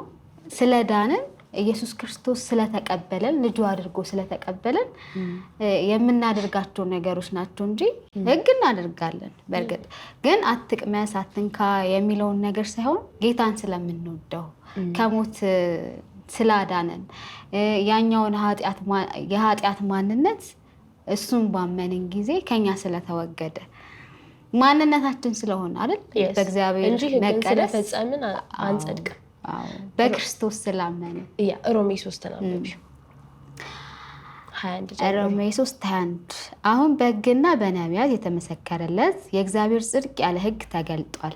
እርሱም ለሚያምኑ ሁሉ የሆነ በኢየሱስ ክርስቶስ በማመን የሚገኘው እግዚአብሔር ጽድቅ ነው። ልዩነት የለምና ሁሉ ኃጢአትን ሰርተዋል፣ የእግዚአብሔርን ክብር ጎድሏቸዋል። በኢየሱስ ክርስቶስም በሆነው ቤዛነት በኩል እንዲያው በጸጋ ይጸድቃሉ። በኢየሱስ ክርስቶስ በሆነው ቤዛነት በኩል እንዲያው በጸጋ ይጸድቃሉ። እርሱንም እግዚአብሔር በእምነት የሚገኝ በደሙም የሆነ ማስተሰሪያ አድርጎ አቆመው። ይህም በፊት የተደረገውን ኃጢአት በእግዚአብሔር ችሎታ ስለመተው ጽድቁን ያሳይ ዘንድ ነው። ራሱ ጻድቅ እንዲሆን በኢየሱስም የሚያምነውን እንዲያጸድቅ ራሱም ጻድቅ እንዲሆን በኢየሱስ የሚያምነውንም እንዲያጸድቅ አሁን በዚህ ዘመን ጽድቁን ያሳይ ዘንድ ነው። አሜን አሜን። ህግን ስለፈጸምን አይደለም የጸደቅን፣ ስላደረግን አይደለም የጸደቅን። ለመጽደቅ ለመዳናችን ያዋጣ ነው አንድ ነገር ኃጢአታችንን አዋጥተናል። በእርግጥ ኃጢአት በደንብ ያዋጣ ነው ምንችለው እሱና ግን የእግዚአብሔር ጽድቅ ያለ ህግ ተገልጧልና ይላል። ከዛስ እርሱም ለሚያምኑ ሁሉ ለሚሰሩ ሁሉ አይደለም ላደረጉ ሁሉ አይደለም ለሚያምኑ ሁሉ የሆነ በክርስቶስ ኢየሱስ በማመን የሚገኘው የእግዚአብሔር ጽድቅ ነውና። በኢየሱስ ክርስቶስ በማመን የሚገኘው የእግዚአብሔር ጽድቅ ነው። እናምናለን። ማንን እናምናለን? ኢየሱስ ክርስቶስን እናምናለን። በዛ እንጸድቃለን። አሜን አሜን። ስለዚህ ጸድቀናል። በጌታ በኢየሱስ በኩል ጸድቀናል። ሰርተን አይደለም፣ አዋተን አይደለም፣ የሆነ ነገር አድርገንም አይደለም፣ አምነን ጸድቀናል። ሰው ለመዳን ለማምለጥ ከሞት የዘላለም ሕይወት እንዲኖረው በጌታ በኢየሱስ ክርስቶስ ማመን ብቻ ነው የሚጠበቅበት። በቃ አለቀ። ከዛ ይጸድቃል። ከዛ ጸድቋል። ለመዳን ምንም ነገር አያዋጣም። ለመዳን ምንም ነገር አያደርግም። የእግዚአብሔር ልጅ ለመሆን ምንም ነገር አያደርግም። እነዛ ጥረቶች አብቅተዋል ማለት ነው። አብቅተዋል። አዎ በኢየሱስ ክርስቶስ ማመን ነው ከዘላለም ሞት ማለት ነው ለማምለጥ። እንደውም አንደኛ ቆሮንቶስ 15 ላይ በሞቱ ያገኘ ነው አይደል? በጌታ ኢየሱስ ክርስቶስ ሞትና ትንሣኤ ያገኘ ነው ነገር እንደዚህ ይላል። ሞት ሆይ መውጊያ የታል? ሲኦል ሆይ ድል መንሳት የታለ? የሞት መውጊያ ኃጢአት ነው፣ የኃጢአትም ኃይል ሕግ ነው። ነገር ግን በጌታችን በኢየሱስ ክርስቶስ በኩል ድል መንሳትን ለሚሰጠን ለእግዚአብሔር ምስጋና ይሁን ይላል። ሞት ድል ተነስቷል እንዳልነው ሞት ከእግዚአብሔር መለየት ነው አይደል? ከመጀመሪያ ከተነሳንበት ሀሳብ ስንጀምር አዳም ሞትን ያየው ከገነት ሲባረር ብቻ አይደለም ከእግዚአብሔር ሲለይ ነው። እና ሞት ግን እዚህ ጋር የሞት መውጊያ ኃጢአት ነው ይላል። የኃጢአት ኃይል ደግሞ ሕግ ነው። የተሰጡን ሕጎች ለመዳን የተሰጡን ሕጎች ኢምፓወር ያደርጉታል፣ ወደ ኃጢአት ይመሩናል እንደገና ማለት ነው። እና ይሄንንም የገደለው ኢየሱስ ክርስቶስ ማለት ነው። ስለዚህ የመዳን መንገዱ ሕጉ አሁንም አላዳነንም። እዚህ ጋር ጠቅሶናል። ወደ ኃጢአት መራ። ኃጢአትን እናስባለን። አለማድረግ ባሰብን ቁጥር ማድረግን እናስባለን። ግን ኢየሱስ ክርስቶስ ይሄንን ሙሉ በሙሉ በመስቀሉ አጠፋው። ስለዚህ እሱን በማመን የትኛውም የዕዳ ጽሕፈት ይደመሰሳል ማለት ነው። ካልበዚያ ኢየሱስ ያደረገውን እናድርግ ነው የምንለው። እሱን ደግሞ የማድረግ አቅም የለንም፣ ጽድቅም የለንም፣ አቅምም የለንም። በእግዚአብሔር ፊት መቆምም አንችልም። ግዴታ ንጹህ መስዋዕት ነበር መኖር የነበረበት፣ ያለ ኃጢአት ነበር መሆን የነበረበት። እሱ ደግሞ ጌታ ኢየሱስ ብቻ ነው ያደረገው። ስለዚህ በጣም ጥሩ ዜና አለን፣ በጣም ጥሩ ዜና አለን። መጽሐፍ ቅዱስ ዮሐንስ 3:16 ላይ ምን ይላል? በእርሱ የሚያምን ሁሉ የዘላለም ሕይወት እንዲኖረው እንጂ እንዳይጠፋ እግዚአብሔር አንድያ ልጁን እስኪሰጥ ድረስ ዓለምን እንዲሁ ወዷልና ይላል። 17 ዓለም በልጁ እንዲድን ነው እንጂ በዓለም እንዲፈርድ እግዚአብሔር ወደ ዓለም አላከውምና። በእርሱ የሚያምን አይፈረድበትም፣ የማያምን ግን በአንድ በእግዚአብሔር ልጅ ስላላመነ አሁን ተፈርዶበታል ይላል። አሁን ስላላመነ ተፈርዶበታል። ግን በእርሱ የሚያምን የዘላለም ሕይወት እንዲኖረው አይጠፋም። በጌታ በኢየሱስ ክርስቶስ የሚያምን አይጠፋም። በጌታ በኢየሱስ ክርስቶስ የሚያምን አይሞትም፣ የዘላለም ሞትን አያይም፣ ከእግዚአብሔር ተለይቶ ለዘላለም አይኖርም። በጌታ በኢየሱስ ክርስቶስ የሚያምን የዘላለም ሕይወት ይኖርለታል። አሁን የማያምን ግን አሁን ተፈርዶበታል ይላል። ስሩ አላለም። 600 ህጉን ፈጽሞ አላለም። 10ሩንም ትእዛዝ አድርጎ አይደለም ያለው። በጌታ በኢየሱስ ክርስቶስ እመኑ ነው ያለው። ከሞት ወደ ሕይወት ተላለፉ፣ አምልጡ ነው ያለው አይደለ? ዮሐንስ 14:6 ኢየሱስም እኔ መንገድና እውነት ሕይወትም ነኝ፣ በእኔ በቀር ወደ አብ የሚመጣ የለም። የትኛውም መንገድ የትኛውም ህግ ወደ እርሱ አያቀርብ፣ ወደ አብ የሚያቀርበው ጌታ ኢየሱስ ክርስቶስ ብቻ ነው፣ ብቻና ብቻ ነው። ስለዚህ ምንድነው ለሚመለከቱን የምንመክራቸው? በመጨረሻ በጌታ በኢየሱስ ክርስቶስ እመኑ፣ ትድናላችሁ። እንጸልይ። እግዚአብሔር አባታችን ሆይ እናመሰግንሃለን። እኛ ችለን አድርገን ፈጽመን ህግን አድርገን ተራራ ወተንና ወርደን ሳይሆን እግዚአብሔር ሆይ አንተ ራስህ በገዛ ልጅህ በኩል ደም ፈሶ እግዚአብሔር ሆይ ፍቅርህን በኢየሱስ በኩል ስላሳየህ እናመሰግናለን። ጌታ ኢየሱስ ከሞት እንደተነሳ እናምናለን። ጌታ ኢየሱስ ስለ ኃጢአታችን መስዋዕት እንደሆነ እናምናለን። ጌታ ኢየሱስ ኃጢአታችንን በመስቀሉ እንደገደለው እናምናለን። ጌታ ኢየሱስ የእግዚአብሔር ልጅ እንደሆነ እናምናለን። በጌታ በኢየሱስ ስም አሜን፣ አሜን።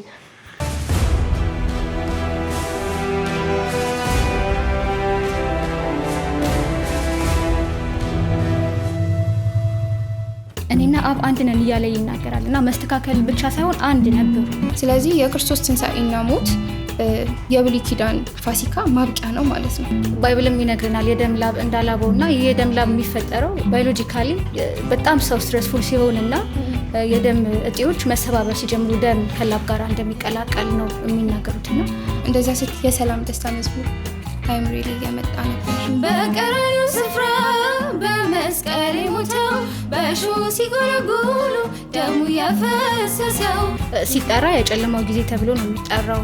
ኢየሱስ ክርስቶስ የተሰቃየበት ያ ጊዜ ማለት ነውና እንዴት ትገልጫዋለሽ የነበረበትን ሞመንት?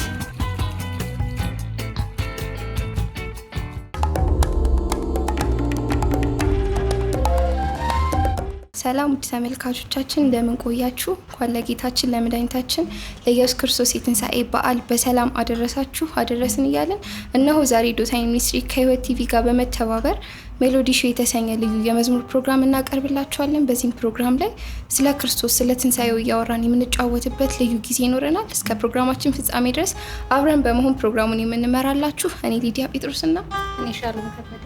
እስከ ፕሮግራማችን ፍጻሜ ድረስ መልካም ቆይታ።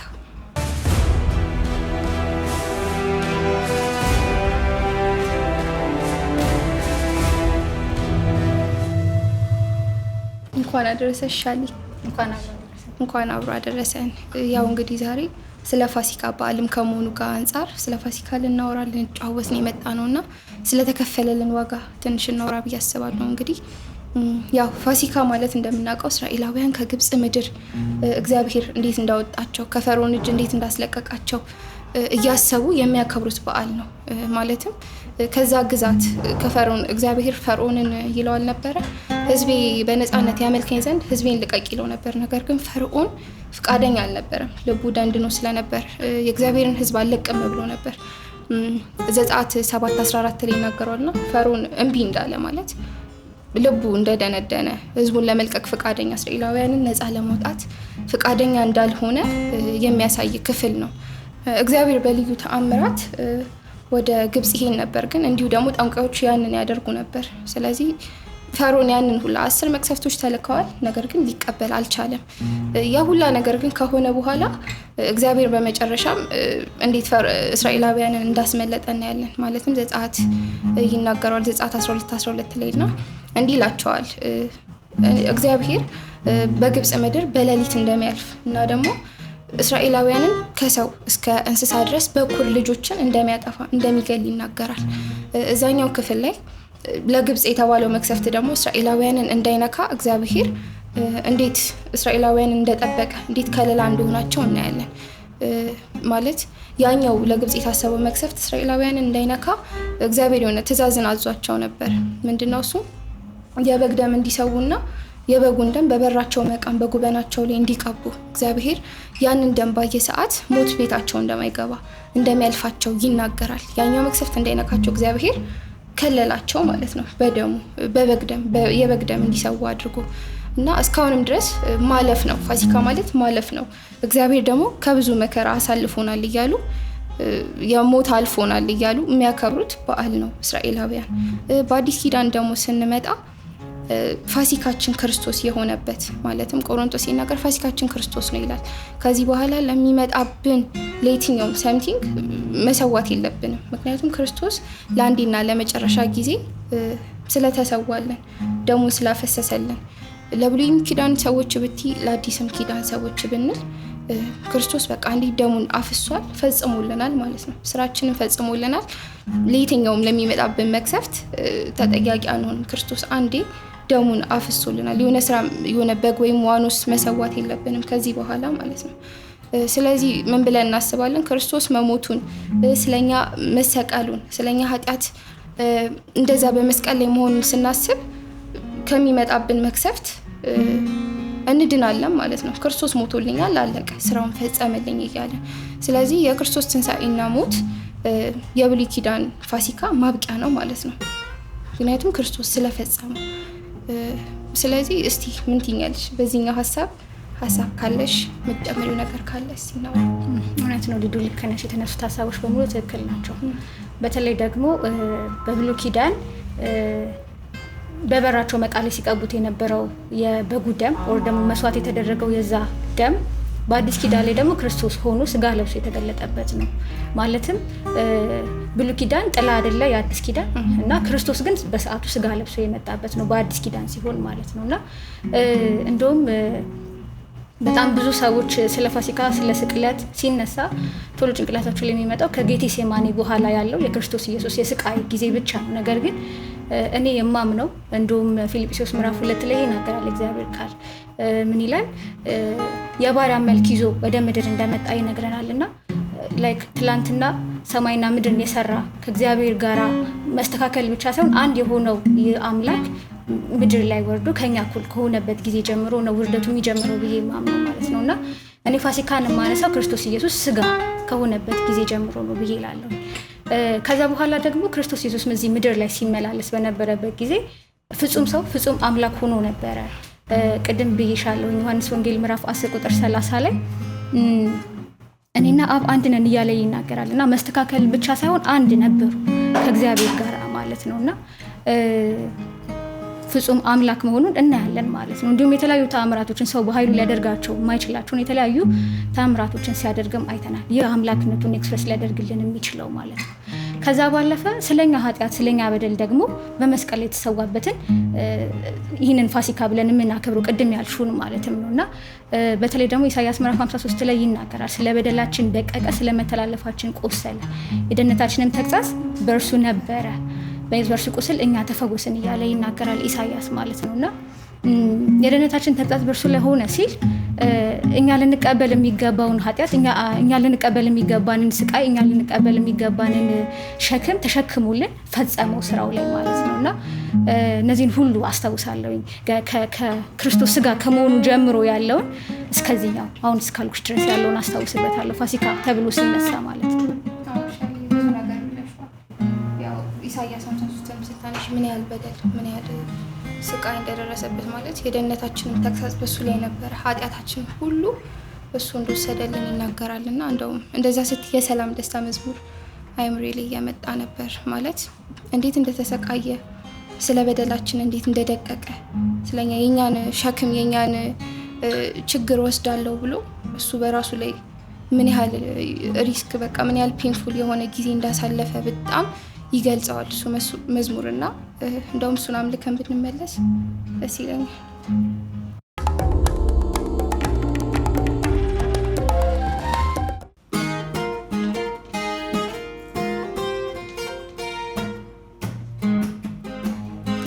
ስለ በደላችን ደቀቀ፣ ስለ ኃጢአታችን ቆሰለ፣ ስለ መተላለፋችን ሞተ፣ በመገረፉ ቁስል ፈወሰን።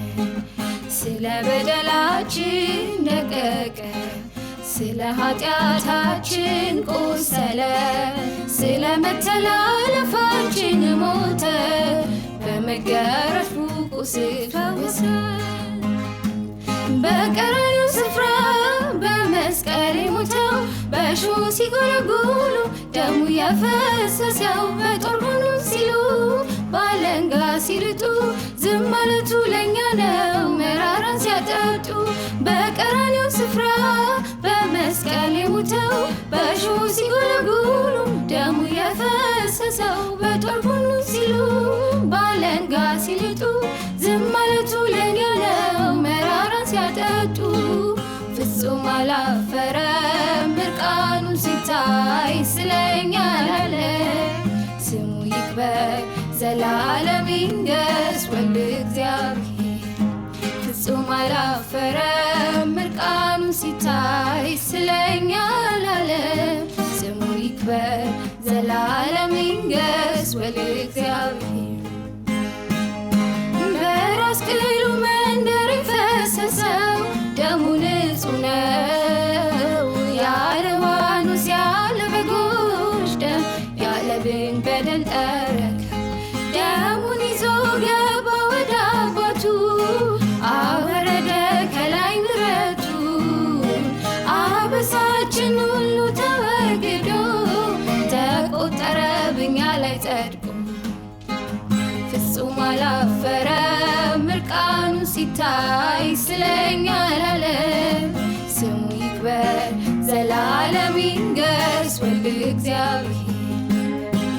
ፍጹም አላፈረም እርቃኑ ሲታይ ስለኛ ላለ ስሙ ይክበር ዘላለም ይንገስ ወልደ እግዚአብሔር። እጁን በችንካር አጥልቀው ወጠሩ ጀርባውን በጅራፍ እያቆሰሉ የዓለማት ፈጣሪን ያለ እፍረት ቢንቁ ፀሐይና ጨረቃ ጌታን አከበሩ። እግሩን በችንካር አጥብቀው ወጠሩ ጀርባውን በጅራፍ እያቆሰሉ የዓለማት ፈጣሪን ያለ እፍረት ቢንቁ ፀሐይና ጨረቃ ጌታን አከበሩ። በምሕረቱ ነው ባለጠጋ እኛን ሊምር ወደደ ጌታ። በምሕረቱ ነው ባለጠጋ እኔን ሊምር ወደደ ጌታ። እኛን አለ ሩሃማ እኛን አለ ሩሃማ እኔን አለ ሩሃማ እኔን አለ ሩሃማ እኛን አለ ሩሃማ እኛን አለ ሩሃማ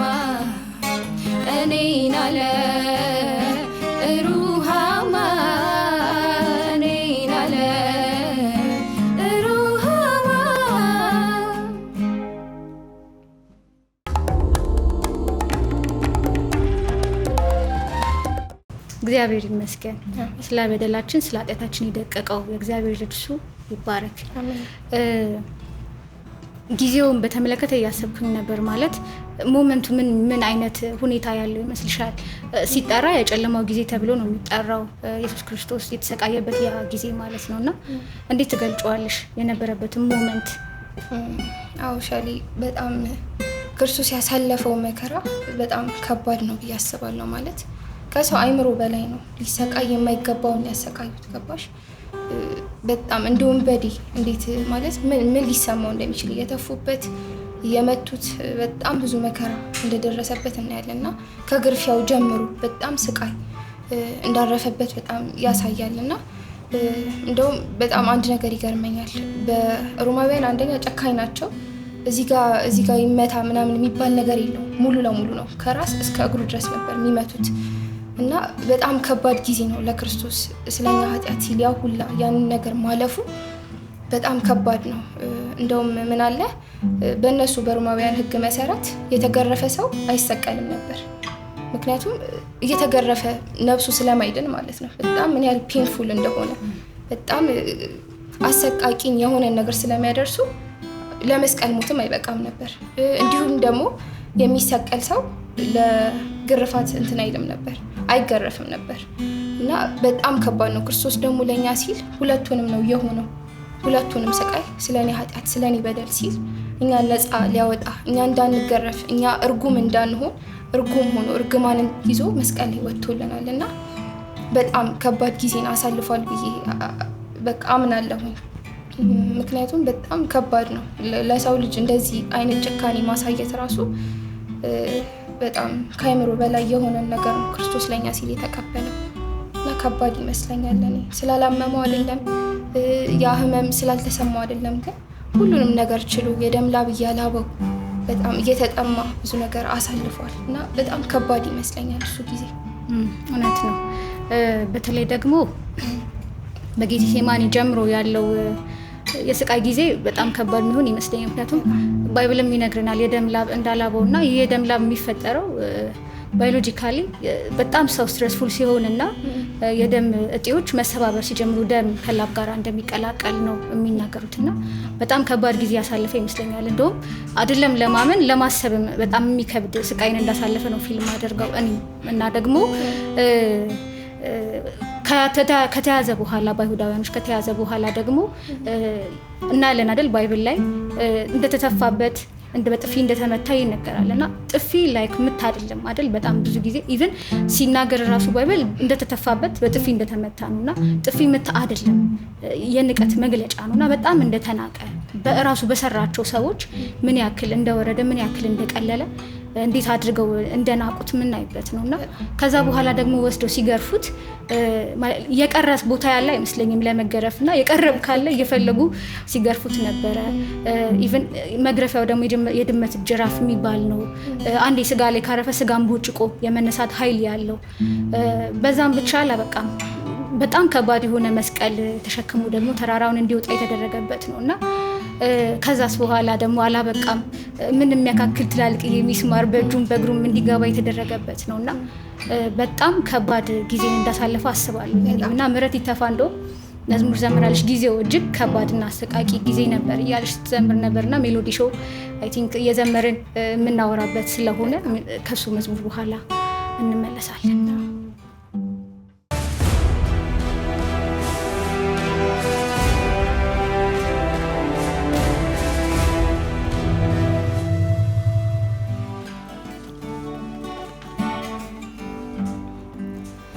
ጊዜው እጅግ ከባድና አሰቃቂ ጊዜ ነበር።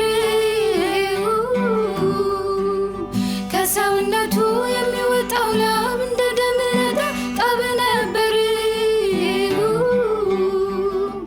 የጎልጎታው ታሪክማ ስንቱ ይወራ ስንቱ ይነገር። ልረሳው ልዘነጋው እኔ አልችልም ይህንን ነገር። እስቲ ላክብር እስቲ ላንግስ ወድሃለው ጌታ ያለ ልክ ጌታ ያለ ልክ እስቲ ላክብር እስቲ ላንግስ ወድሃለው ጌታ ያለ ልክ ጌታ ያለ ልክ የረሃቡ የጥማቱ የመብረዱ የመንቀጥቀጡ አቤት ጭንቀት አቤት ስቃይ ሁሉ እኮ ለኔ ነው እነሆ ክብር እነሆ አምልኮ እነሆ ስግደት ይገባል እኮ እነሆ ክብር እነሆ አምልኮ እነሆ ስግደት ይገባል እኮ ይገርማል ስራህ ይገርማል ችሎታ ይገርማል ፍቅር ይገርማል ማዳን ኦሆ ይገርማል ፍቅር ይገርማል ስራህ ይገርማል ችሎታ ይገርማል ፍቅር ይገርማል ማዳን ኦሆ ይገርማል ፍቅር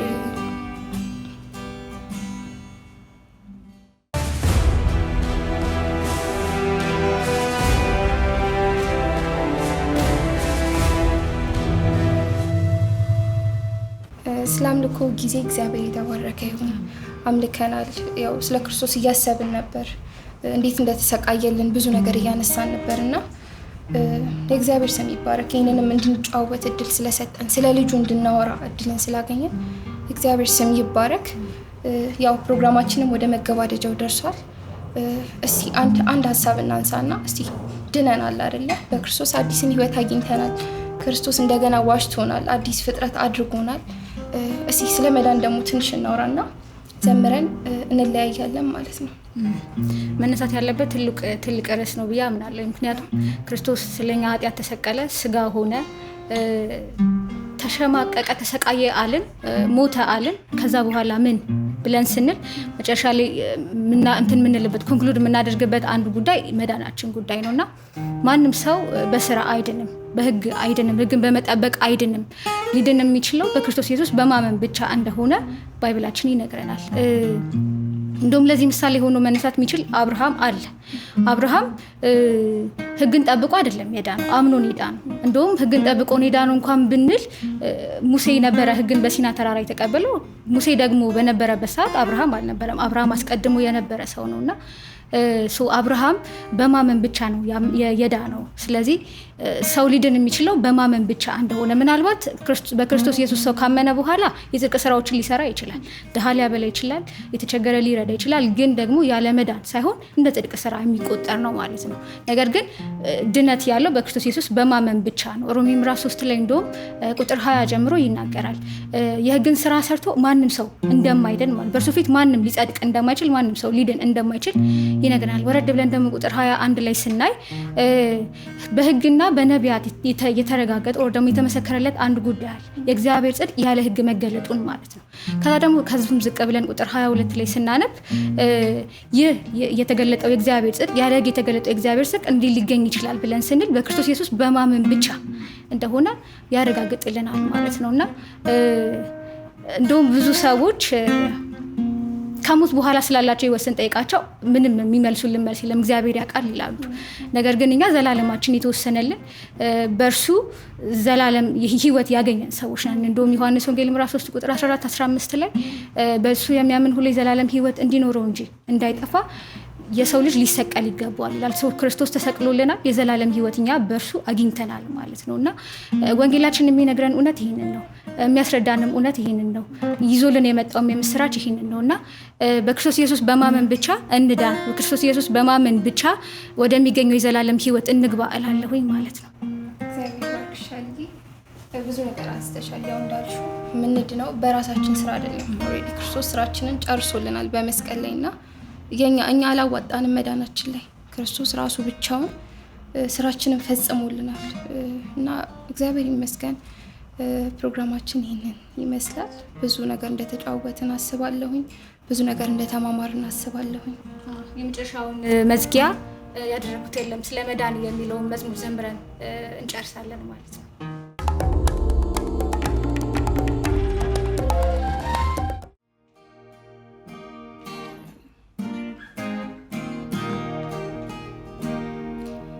ያደረኩት የለም ስለ መዳኔ ያደረኩት የለም ስለ መዳኔ የከፈልኩት የለም ስለ መዳኔ የከፈልኩት የለም ስለ መዳኔ እንዲሁ በነፃ የዳንኩት እንዲሁ በነፃ በነፃ ነው እንዲሁ በነፃ እንዲሁ በጸጋ የዳንኩት እንዲሁ በጸጋ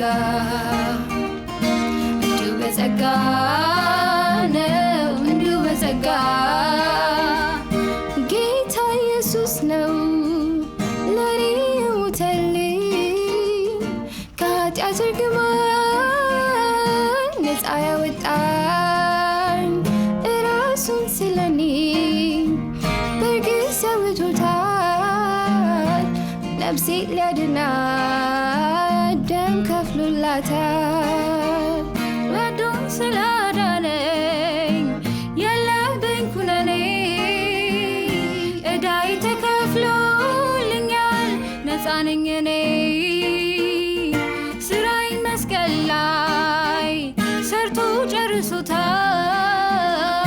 በሞቱ ሕይወቴ ከሞት ታድቷታል ያደረኩት የለም ስለ መዳኔ ያደረኩት የለም ስለ መዳኔ የከፈልኩት የለም ስለ መዳኔ የከፈልኩት የለም ስለ መዳኔ የዳንኩት እንዲሁ በነፃ እንዲሁ በነፃ ነው እንዲሁ በነፃ እንዲሁ በጸጋ የዳንኩት እንዲሁ በጸጋ እንዲሁ በጸጋ ነው እንዲሁ በጸጋ